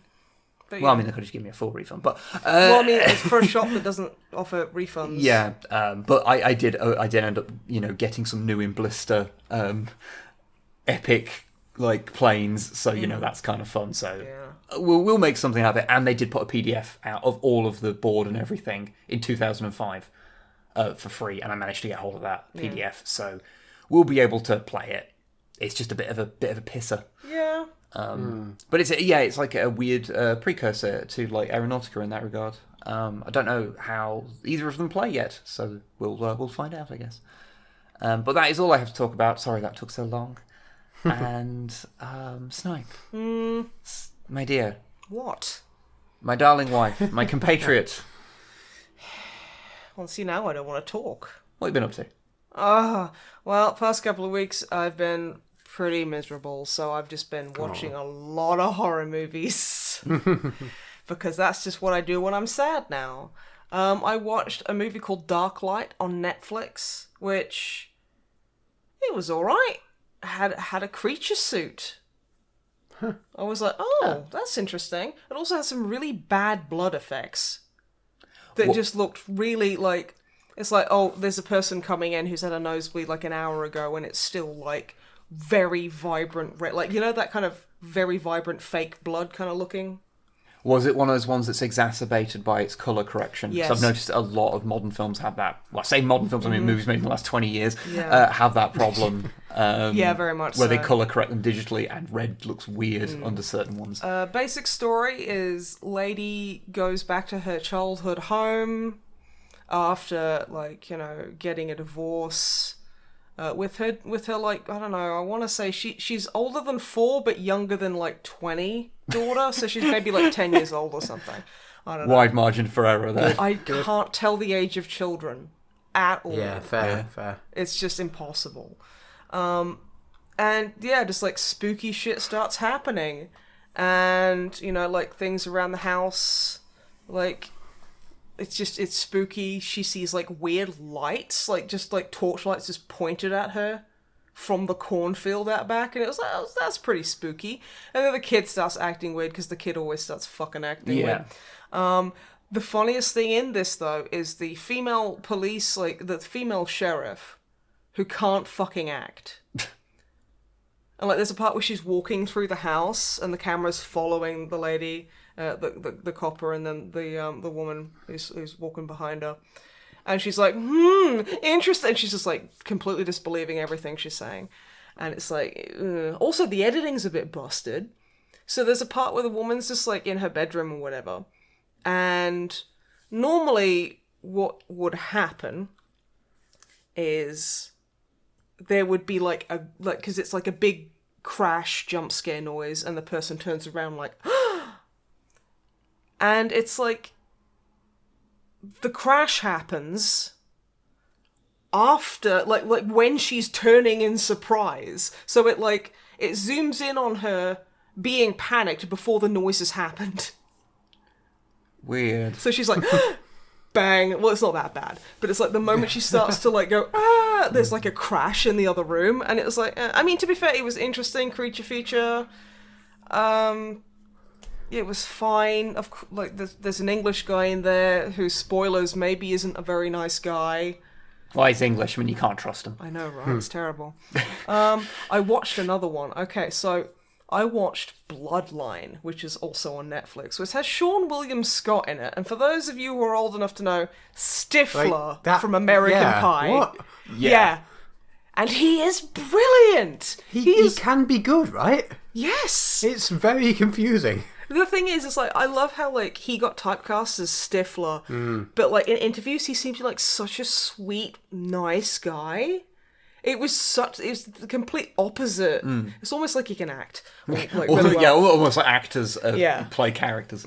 Bloodline. Okay, so those of you might know, I am a tocophobic, which means I think the act of pregnancy and having a baby and giving birth is genuinely one of the most disgusting and terrifying fucking things I can imagine. It's hideous and I hate it. So if anything ever has like a pregnant woman in it, especially if it's horror, I tend to nope out because it's the lazy narrative. Ooh, like if a fucking zombie movie's got a pregnant woman in it, gee, I wonder what's gonna happen there. It's really stupid and I hate it. This starts off with, like, I was like, okay, the woman's pregnant, Sean William Scott is like, I'm going to be a dad, this is really cool. And he's a serial killer.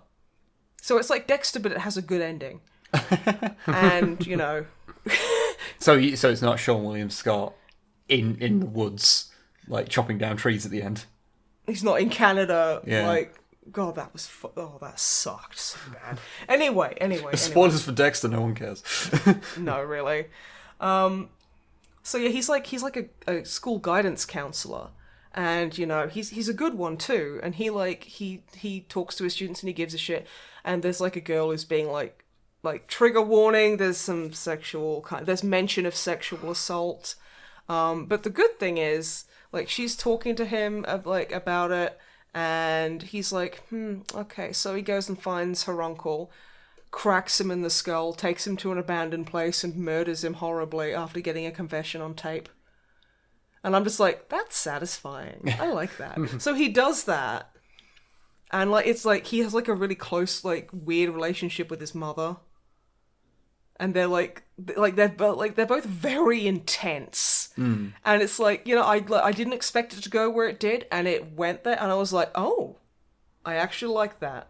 Bittersweet, but it's good. So yeah, it's also, like, tocophobic. It starts with like them going, oh yeah, we're expecting a baby, and then like in the middle of the night the woman wakes up, goes for a pee, and realizes her water's broken. I'm like, okay, I'll just skip forward. So I skipped forward because I was like, I don't want to see no pregnancy or birthing scene. That's horrifying. That's just disgusting to me. And I literally skip a couple of minutes ahead, and the little preview on the Netflix, like, skip ahead thing, how it shows, like, a little, like, preview image of where you're jumping to? It was just a baby's head sticking out of a vagine. And I was like, oh, that's the second movie I've seen, like, a baby crowning in. And the first one was, like, Knocked Up, which was a supposed comedy with Seth Rogen. I do not believe Seth Rogen has ever been in a real comedy. Well, I also, like, you I don't believe legalize he's ever tell a weed joke. and he doesn't have any jokes. I've told this story before, but Yeah. I got halfway through Green Lantern before I realised that he was supposed to be funny in it. Like, that's not even a joke. Like, I was sitting there going, why is this movie so weird? And then it was like, I got to a point, I was like, oh shit, no, that was a joke. Oh wait, all those lines that were just weird before, they were supposed to be jokes. Yeah. Oh. Yeah. Oh. Yeah. But anyway. So that was a bit funny and also horrifying. And Sorry, Green Hornet, not Green Lantern. Shit. Yeah, like, no wonder you didn't like him in that. Because he wasn't in it. I was just thinking, I was like, have I forgotten Green Lantern so much? Like, no, that checks out. That's fair. I don't. It's fine. Everyone's forgotten Green Lantern, so Well, I can that's what I was like, actually say he's in Green Lantern and no one would notice. No, because no one's actually seen it ever. Oh, they saw it, they just instantly forgot. Yeah, basically. Anyway, really intense, like, fantastic performances across the board. Really good dark, but in a borderline satisfying kind of. I really can recommend it. And like Sean William Scott, Jesus Christ, I don't think he's aged at all. It's so weird. But yeah, no, fantastic actor. Absolutely fantastic. But yeah. I watched Sinister. Okay. Which is, that's got, which one is it? Because there's two of them. There's Ethan Hawke and Christian Slater. It's Ethan Hawke. That's the one. It's about this guy who's a writer who goes... You should probably mention that you get those two actors mixed up, because otherwise that seems like a really bizarre aside. I get them mixed up because they were both quite, like, popular heartthrobs around the same-ish time, and that's just... They kind of just blend into it, even though they look nothing alike. Yeah, it's not a Matt Damon, Mark Wahlberg situation where it's like legit which one is which. Yeah, exactly. But yeah, and he's like, he moves his family out, him, his two kids, and his wife, to this house where like a bunch of people were fucking like, there was like trigger warning again for suicide, basically all hung themselves off a tree, and then one of the kids was never found. Wife doesn't know, and he's basically like, oh, like 10 years ago I wrote a really good true crime story, and it basically got him loads of money and loads of fame, and now he just hasn't been able to do it since, like, write a decent book that hits that hard. So he's like, oh, he's like doing the thing where he thinks he's broke. Oh, we bought a second house, but oh god, we're so broke. Now I need to go and, like, you know, write a horrifying story about all these hanged people. And it's like, so it's kind of like found footage, because he looks in the attic and there's like just a crate of like home movies, and they've all got like really like ironically twee names, like Hanging Out in the Yard, and it's just filming like the people hanging and dying, and he's like, oh shit, can't go to the police about this because I want my money and fame. And like there's like another one where it's like a dip in the pool where like all these people drown tied to like sun chairs in the pool, and just like horrible shit like that. And he's like, so wait, when you say found footage, you mean that there is an aspect of it where he watching... has found the footage and he is watching it. Just because I don't want to give people the impression, because found footage movie is a very particular that's thing. True. That's fair, thank you. And like, so he's like locking himself in his study, which is horrible because that reminds me of my childhood. Like the little girl's like, Mommy, I want to take Daddy his coffee, because like they miss like their kids, they miss their dad. And so she's like, okay, here's his coffee. And she takes it to him and she's like holding it, and it's like shot very well. So it's kind of like slightly at like a down angle. So it's looking up and showing her being vulnerable and showing him like in the position of power. And he opens the door and she's like, I brought you coffee. And he's like holding a thing and he's just like reading it. And he's like, oh, thanks. And then he takes it and just shuts the door on her. And I was like, that used to happen to me like 3 times a day. Fuck. That kind of got a bit real for me there. But, and then it was like, so he's looking through all these things, and then weird shit starts happening in the house, and he starts seeing this spooky face in the tapes, and then the name is fucking terrible. Like, they call him Mr. Boogie, or Mr. Boogie, and I'm like, what? And he's like looking over kids' drawings, and all the kids are like, oh yes, this is me, and like, in the same, like, where like, all my family was hanging, and then there's Mr. Boogie, and I'm like... in my head, that is said to the tune of the Mr. Bucket theme, so it's like, Mr. Boogie, put your balls in my mouth. That would have made such a better movie. But yeah, the little girl actor's pretty good. She kind of had to be, because she's got quite a large role in it. And like, Mr. Boogie himself is really just not scary. He's not interesting. He's like a creepypasta character.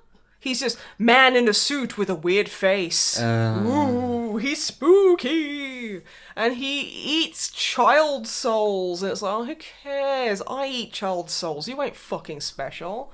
And like the ending. Snipe and Wib, as a brand, would like to put forth that Snipe does not, in fact, eat children's souls. That is a joke. However, she does occasionally eat a child's shoe, but she buys them herself. Yes, exactly. Just one, because I don't want to be weird. And by buy, you mean steal them. Yeah. But it's okay because they're the display ones that have had loads of different feet in them. That's what gives them their unique flavour. Sorry, just had drawing that shudder. Like, oh, the store socks still have to be jammed in there. Maybe a band-aid or two, but yeah. Okay, I'm gonna stop that. What I'm saying is like scarier than the movie. But I mean, like, because I remember for a while it was like people were like, "This is so shocking. I was so afraid," and I'm like, I mean, it's okay if you are, because I used to be scared of like my own shadow, so I get it. But I found it, like, personally, not to be super scary. Did have good acting in it, like, although there's ghost kids in it, and there's like a weird scene where he's like Ethan Hawke's running around with a baseball bat, and the kids are just like slow motion, like running behind him and being like, and not even in like they're trying to be spooky, but they're obviously just kids in like dollar store makeup. It just looks like they've gotten to mum's makeup and they just look fucking terrible. And then like they always disappear just before Ethan Hawke turns around and he's like, oh no. And then, you know, it's Mr. Boogie's like, oh yeah, by the way, he doesn't speak or anything, but he manages to get in touch with like an occult expert who works at a university who's just like, oh yeah, I know exactly about this deity, and his name, it looks like Boogie and it starts with a B. But yeah, so the kids obviously bastardize it, not knowing what the name is, and just kind of nearest neighbor Mr. Boogie it. And like, it's like, oh, this is an ancient pagan demon, and I'm like, oh great, we're going there. Okay, cool. It's like, and Wes Craven did this, and it was way better. It was better. It was way less derivative. But yeah, and he's like, oh yeah, also like this creature could travel through images and possess people through images, and you're like, okay, so it's the look and you're fucked kind of thing. Yeah. And yeah, it's just like, okay, fine, okay, that's fine. And yeah, it has an interesting ending that I didn't expect. But yeah, the little like ghost kids are really not scary, and like you can tell that they're being directed off screen by an adult telling them to all look in the same place at the same time. So like the adult's like, I'm holding this, follow the ball, or what, you know. But I mean, I didn't regret watching it. It was fine. Okay. I played a game. I have played it before, but I haven't played it single player. Resident Evil Revelations 2, actually really good. I like it. It's fun switching between people. Can be pretty spooky. I like it. I like Resident Evil, and it's really good. And I've nearly finished it, but not quite. Okay. But yeah, I like it.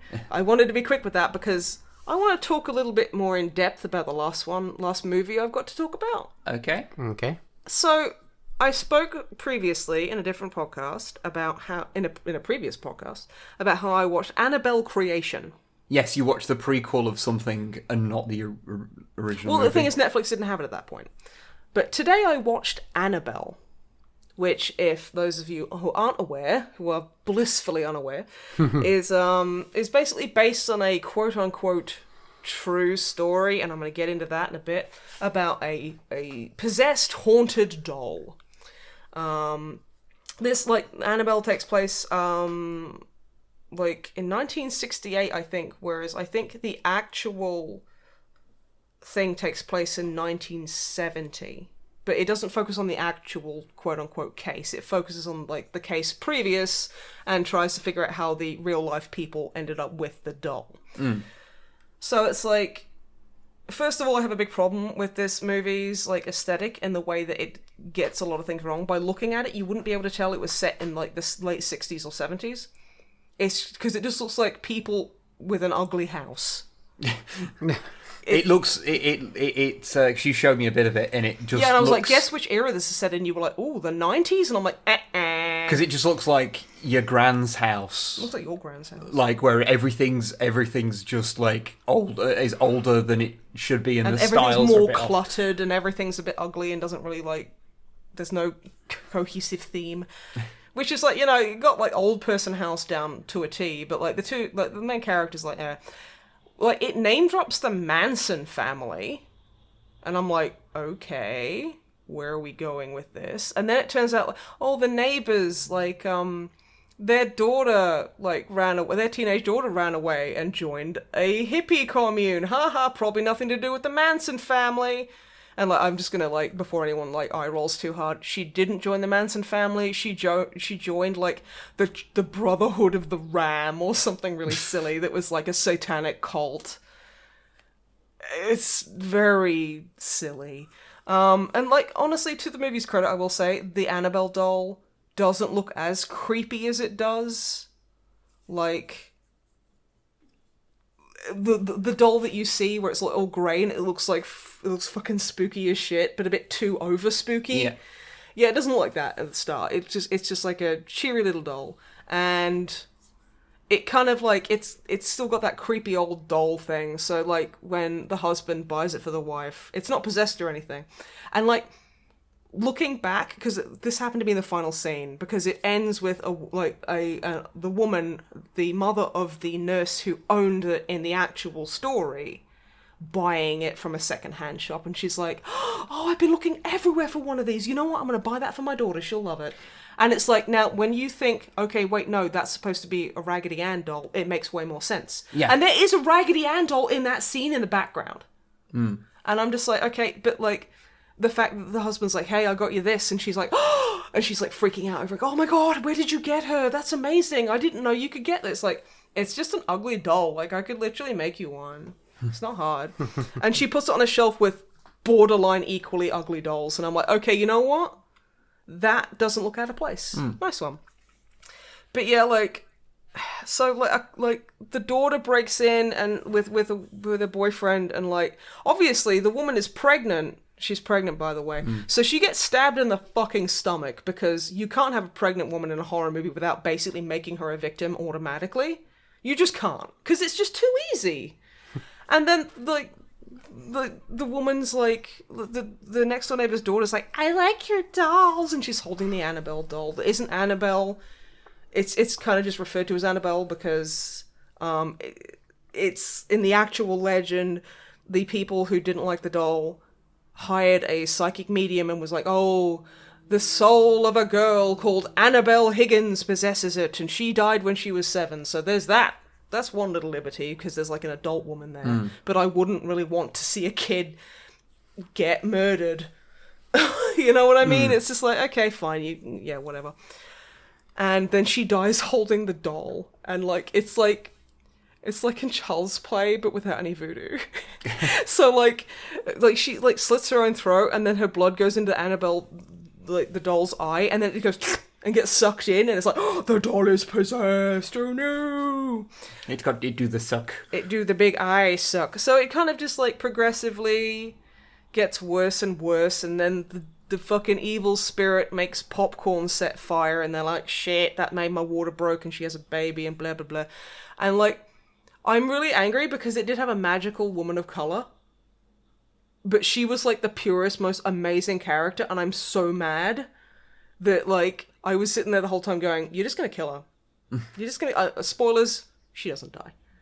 Oh, she does. But like but it's kind of like, she does or she doesn't? No, she does die, but it's kind of like in a, okay, so you get the person of color to do that. Okay. Well, I mean, it honestly, I don't think it was intentional. It was just kind of like, it didn't look great, but I know it almost certainly wasn't intentional. But yeah, and it's this, the doll starts looking more and more spooky and being like, bleh. And like, the woman, it's like, it's not possessed by a person called Annabelle. It's possessed by a, like, literal demon. And, like, you see, like, the doll, like, rise up at one point. It's really funny. And then, like, the woman's like, ah! And literally, it's just, like, some grip behind a curtain raising the Annabelle doll.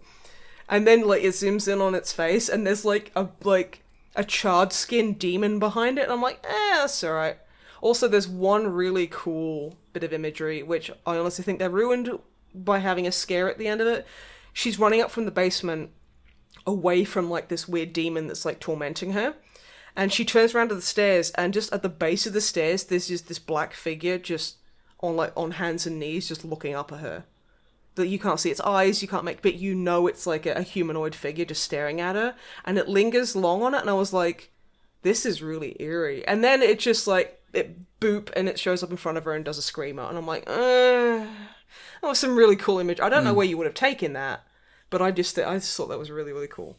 But anyway, it was a fine film, whatever. Now, the interesting thing is, so the real Annabelle doll, the Raggedy Ann doll, is actually currently in the Warrens like occult museum in Connecticut.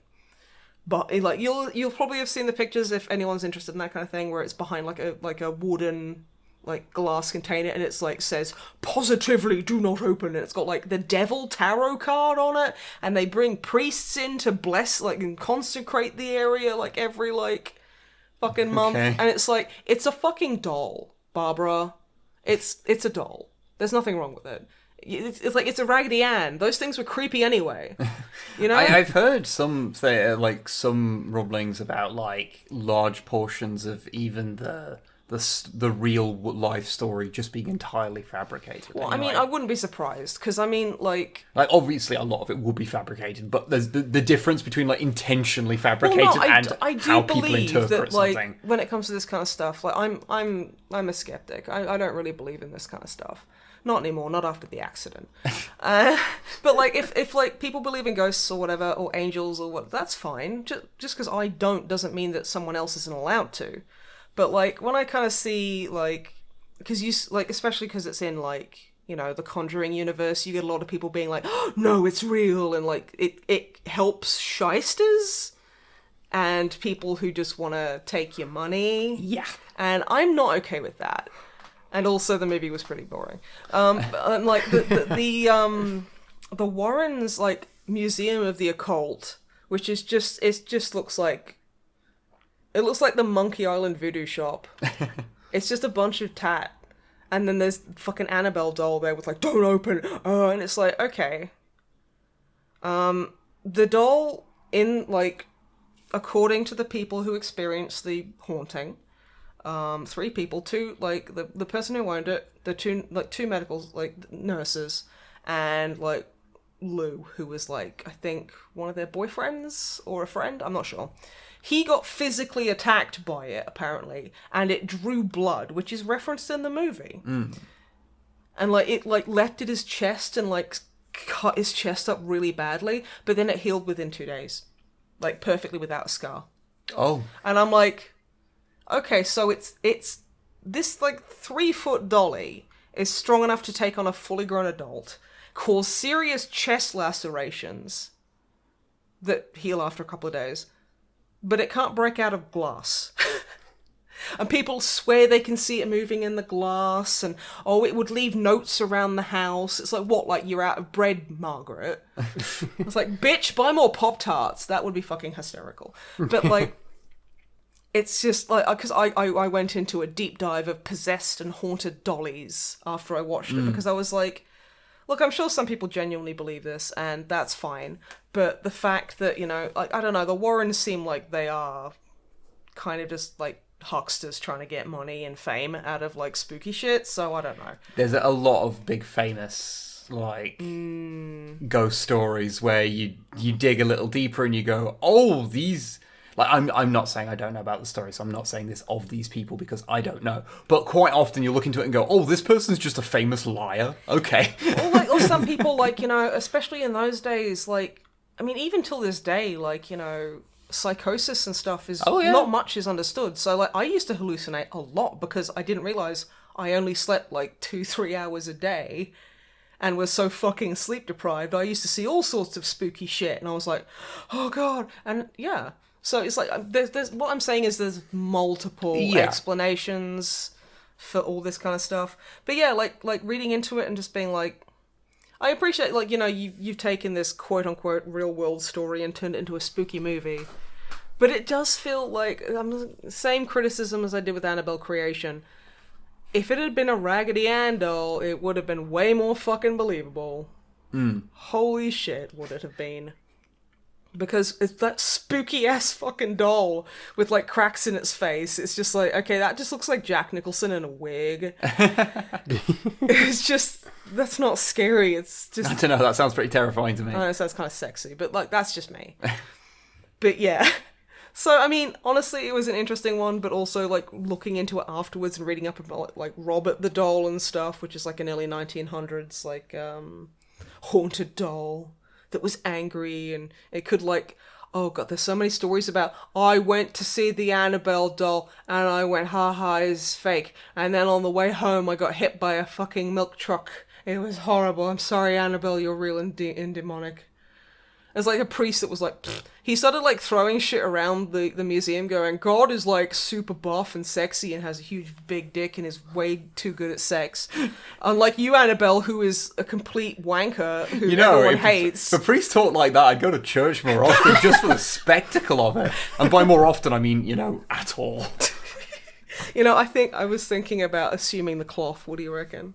I reckon I could give some kick-ass sermons. Funnily enough, because Jesus came down and was like, "What the fuck are you doing, you idiots?" Because like just quick preface. You have whatever religion you have, whatever. No, absolutely. No, but I went to a Church of England school as a kid, and those were a really good way to make atheists, by the way. And the one cool thing was one of our local priests was a biker priest. Nice. I had a bus driver priest, and so he had a leather jacket with like a painted picture of Jesus on the back. And he had like a Jesus patch. Yeah, and a patchy like hand painted leather jacket. Oh my god, that's so okay. That's dedication. And he rode a bike and everything. That's really cool. It was actually pretty cool. That is pretty cool. But yeah, so average horror movie, but it just made me cranky because the actual story is like. This is a very me thing, so I don't expect, like, the movie was bad because of my personal neuroses, blah! But yeah, it was fun. I want to see Annabelle, like, goes home or fucking whatever it is. That's, like, the last one. But I really want to see The Nun because Bonnie... Annabelle fucks off. Annabelle does Dallas. But yeah, I really do want to see The Nun just because the lady who plays the nun has she has an amazing face. Like, she's got, like, these really piercing eyes that are, like this sounds like I'm being mean to her, but no, they're a little bit sunken. She's got a big nose, and, I love the way she looks. She is fantastic. Personally, looking. I can't wait till the Annabelle series gets to the Seed of Chucky era of Haunted Doll. Oh my God. The Haunted Doll franchise. You remember bits of that, and you're like, Jesus fucking Christ. That's some okay shit. The Child's Play series went fucking places. It really did. Yeah. And I don't know if any of them were good, but it did it with full gusto, and I have to at least mildly respect it for that. Because it is a series that did not give a fuck. No, exactly. But no, I need to, like, because I remember everyone just freaking out about, like, how good The Conjuring is, and I still haven't seen The Conjuring. You've seen a bunch of movies in The Conjuring universe. Like, in the universe, yeah, but, like, no, I haven't seen, like... But I've been tempted to get Shudder, which is like Netflix for like horror movies. I've heard the UK version sucks. Yeah, I have too. But the thing is, you get a 7-day free trial, and I'm like, yeah, I might try it. But the thing is, like, I'm kind of like certain horror tropes, like a lot of bodily fluids and just grossness is not me. Or like really like, let's just get over the top. Like I remember, like bits of Hobo with a shotgun was really kind of gross and like just mean. But yeah. Oh, that is one more thing I've been watching. Okay, we should make this quick because we're already at the 2-hour mark. Whatever you say, man who talks non-fucking-stop. But yeah, I watched Dragula Season 3 with like the Boulet brothers Dragula, which is basically like America's Next Drag Super Monster. Which I was like, okay. So it's basically like... You know, RuPaul's Drag Race is the most cookie-cutter fucking sanitized bit of drag. They won't have, like, drag kings in there. They won't have AFAB queens, bio queens as they call them, because RuPaul is an absolute sack of fucking shit. Who fracks on her own land. Yeah, and she also, like, she doesn't believe non-binary people exist, and she, like, is just gross, and she can't even do her own fucking makeup. despite being a world-renowned drag queen. But I digress. So basically, I watched the finale of RuPaul's Drag Race like a couple of days ago, and I was like, this is so tedious. I want to go back to fucking like Dragula. So the Boulet brothers are popular horror queens, and it's the same kind of thing as like Drag Race, where they have a main challenge and someone gets exterminated. So every episode starts... I'll explain. Every episode starts with, like, a really silly, like... You know that really campy kind of horror? It's basically Evil Dead 2. It starts with a little skit like that. And that also... I showed you him, but they have, like, a guy who follows them around who's, like, a leather daddy called Israel, and oh my god... oh my god, he never emotes, he never expresses anything, but I swear to god... Your genitals will need a wheelchair. Oh my goodness. Oof. Just trust me. He is furry, he is big, and he is intense. He is fantastic. Anyway.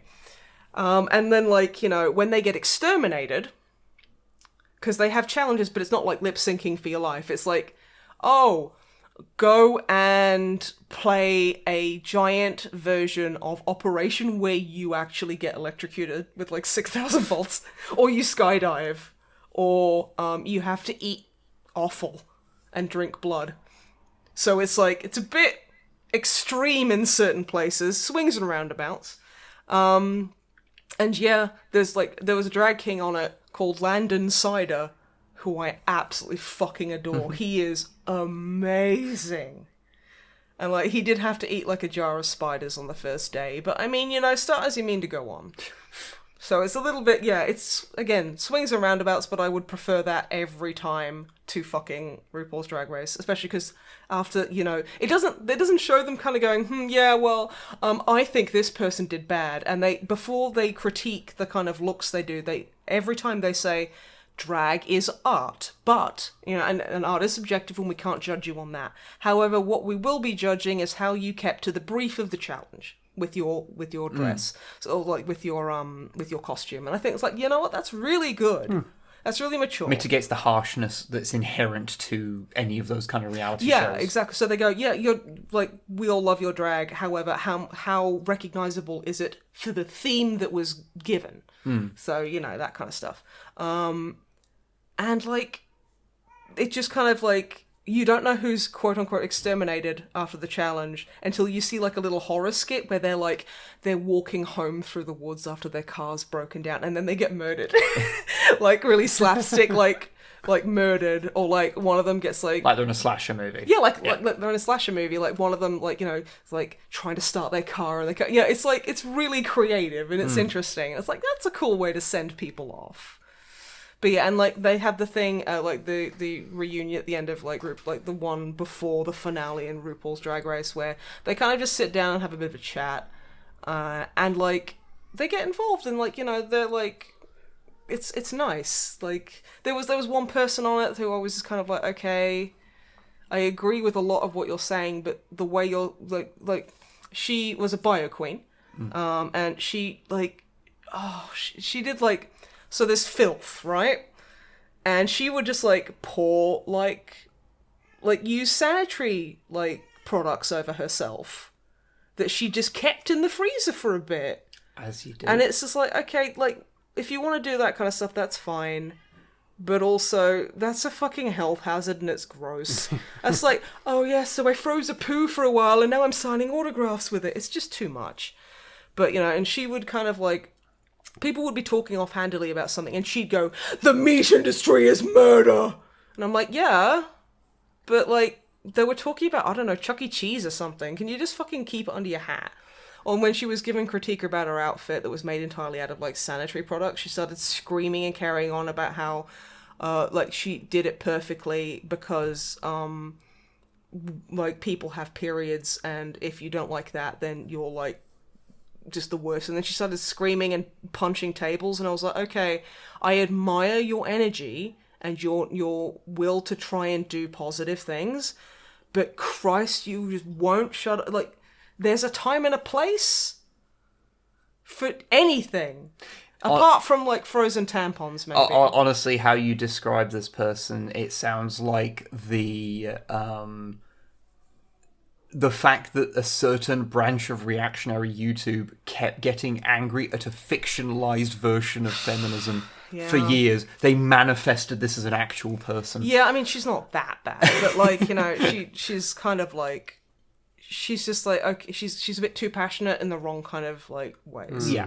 And it's like, okay, that's fine, but you also need to realize that these people are on your side. They're not your enemy, and they do for the most part agree with you.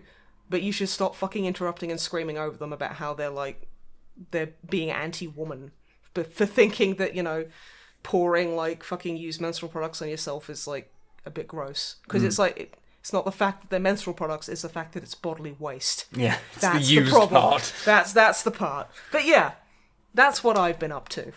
Okay. Well, this has gone quite long, so we'll do the questions, but we'll go through them quite quickly. Okie So, Matthew, what is the address that people should send them to? onlydrummermatt at snipeandweb@gmail.com. Excellent. And would you like to tell us the questions that people have emailed into us? What would you do if he said no? I'd say okay then, we and the don't. podcast will be over. Oh. The podcast might have a chance of being a sensible length. Wow. No, we've gone Unlike beyond me. that. Okay, first up, Mika. Hello. What do we think of the new Assassin's Creed game? I love the fact that apparently it's not impossible to model women now. And Femme Viking is amazing and I love her. I'm gonna probably wait till it's on sale because I haven't played an Assassin's Creed. The last one I completed was the second one, and I was like, yeah, that's fine. Last one I played was Black Flag, and I played it on the PS3 where it has a frame rate of about 25, so I didn't play it for very long. It's more cinematic Nice. that way. Yeah. What about you, Drummer Bum? I haven't seen much about it apart from its Vikings, which seems quite cool. But yeah, I haven't played one since the first expansion of the second game. Brotherhood? Brotherhood? Is Yeah. it? Or I haven't played one since then. Yeah, I got did into enjoy that them and at I the was time, like- but I've managed to get fatigued of them despite not playing them, just because of the Yeah, I whole think it's yearly 'cause there's a new one thing. Yeah, exactly. And the story got so fucking insane. I think it was when it got really obsessed with just doing Ezio over and over again. Yeah. I just kind of Yeah, it's stopped like, caring okay, instantly. okay, Ezio's a cool character. You know what stops him from being cool? The fact that you won't fucking leave him alone. Yeah. But yeah. So yeah, I honestly, I hope it's going to be good. Yeah, and the fact that they've stopped doing it yearly is a good sign. Absolutely, yeah. Mika's second part question was, how much did The Witcher, as the Netflix show, hinder your hobby times? I haven't watched it yet. Yeah, neither have I. I really need to. Yeah, I literally am looking at my desktop and it's got like a Witcher fucking like wallpaper on it, and I'm like, yeah, I should probably get around to that. Yeah, I'm sure we will, and I'm sure we will have thoughts. I'm sure it will also hinder my hobby time. Yeah. All this hobby time that I have. Oh yes. Guy Satans wrote in, Hello. not with a question, but with a recommendation. So I Okay. heard you like Silent Hill. I think this is Yes. directed more in the Snipe direction. Definitely. There's a new game on Steam that's described by some as a worthy predecessor. It's called Lurk in the Dark. Oh, I will The actually first, write the that first chapter of which is free. Apparently, although there may or may not be more chapters. So, but that it's seems to one be of the way. those. That seems to be the way with horror games. Yeah, it sounds like it's going by the kind of bendy sort of idea. If it's the first part's free sort of thing. down. Yeah. Yeah, but it's worth checking out. Apparently, Okay, Yeah, cool. Thank you. Octavian. Hello. If you were to fall to chaos, which god do you feel you'd pledge yourself to, and why? What do you mean if? I'm stuck between Khorne and Slanesh because, well, obviously I am. What do you think? I don't know. And I feel like two of us should say what the other person's is and then rotate round. I feel like you can't decide this yourself. Okay, no, that's good. Okay, so, who wants to go first? I'll go first. Wib, you would be Cinch, because you're clever and like birds. Yeah, he is like a bird, that's true. No, he likes birds as well, so that works. I also am a proponent of change. Yeah, So Well, I mean, yeah, you're an aggressive gate opener as well. No okay. gatekeeping here. and what do you think Aggressively open the gates. What do you think Matt should be? I think Matt would be Nurgle because he's so jolly and friendly. and has no attention And span. and the slime issue. And the slime. The slime, yeah. Yeah. Yeah, okay. So, Wib, what about you? Your corn. Okay. Yeah, you're Wow. just straight up corn. Wow, guys. But I'm always talking about dicks. Yeah, but Yeah. corn. Okay. Wow. Okay, I didn't expect... Corn fucks too, right? I don't know. I mean, I hope so. But yeah, I love how I was like, and you were like, unicorn. Like, you both just like, unicorn. I'm like, okay, not even like a little bit of deliberation. And I kind of want to go with I'd probably go for for Zinch for Matt as well. Honestly, I was torn between Siege and Yeah. Nurgle because I thought you yeah. were more Siege, but yeah, I didn't want to just say Siege twice. So. but what do you think, Matt? Well, I'm For corn me or for apparently. you? Yeah, I mean, you're definitely corn. And Web, He's a tricky one. Yeah. No, I think Zinch is probably the closest. Not corn, definitely not corn. No, I'll have you know I've been legitimately angry at least 3 times in my I life. have seen you legitimate angry like twice in like the 12 years I've known you. I have been annoyed like the vast majority of it. Yeah, but how often do I get actually angry compared Today? to you? Wow. I mean, okay, no, I did get really angry. It's like, you know what? Never mind. Like It's- no judgment. I got so mad in Aldi earlier. It was outrageous. No judgment is attached to that statement. Like I should get angry more. There's a lot in the world And I to should. get angry To be about. fair, I have gotten angry a lot less. Yes, I that need is to true. still work on it, but I am doing well, and you're doing good too. I get more angry. Yeah, because like having feelings is important. It's Yes. something you need to do. Yeah. So okay. So I love how like there was no like. It's just no, I'm cool. Thanks. Thank you. Okay. Yeah, I think people I'm not- listening kind of would. Yeah. You know, it's Join the funny. dots I'm there. like, wow, I'm corn, and I'm getting angry about it. Yeah. But not like legit angry. Like that kind of playful anger where you're a little bit angry, but you're more kind of like having fun with it. Yeah. Next question. Okay, Erica. Hello. They've been listening on SoundCloud to save to the podcast to save phone battery while at work and such. But they know that SoundCloud is not the best for treating artists well. Is it better to watch these on YouTube? Yes. Yes, it is. But also, if it's inconvenient for you, just listen on SoundCloud. It's Yeah, fine. as far as the podcast goes, the only place and we get any money for it is through the ad revenue on the YouTube thing. But again, if it's inconvenient, don't worry about it. Just And- you enjoy it. That's all that matters. Yeah, it's really down to. It's why we've made sure it's on as many places as we can. So Yeah. it's it's, Yeah, I listen to it just on the built-in podcast app, which is fine. which just comes from SoundCloud. Yeah. Hosting. Yeah. I listened to it the one time I listened to it when I wasn't there. Which drama, Matt? I have a fucking bone to pick with you. So I was in fucking Sainsbury's and I was walking around with a big grin on my face because it was so weird, and I freaked out loads of people because this is before the quarantine. Yeah. When they could see me smiling, and hearing you do the intro was terrifying. But then you were like, "Oh yeah, Snipe's not here. I guess we'll just have to fill the void by just shouting about Dix and John Bernthal for 20 minutes." And I was like, "Actually, yeah. You know what? Yeah." It's like, you know when you're nearly getting mad and you're like, "Actually, yeah, sure, fine." That was a fair read. That was just spot on. Yeah. But yeah, sorry. Carry on. Yeah. Okay. Next up, Inquisitor Acidus. Hello. They've added an Inquisitor title because it gets confusing to say. They've been promoted. So, Ooh, fancy. to the Congrats. chapter masters, Lady Snipe and Lord Wib of the Cardinal Archivists. His Emperor's Holy Inquisition demands to know your location and any Marines of your chapter circa 999 M41, and what is your relationship to the menial servant known as Clancy? Never heard of him. The Cardinal Archivists are not here right now. Please don't leave a message because this is a really old answering machine. Beep. There we go. There we go. I think we got out of that one. Yeah, Yeah, they'll never fair. know. Oh, click. Noise. Oopsie doodle. Okay, very last question.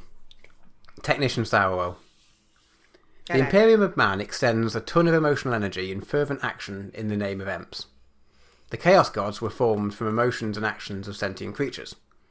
Is all of this warp fuel in the name of the worst daddy amps going to him, or going to form a new Chaos God?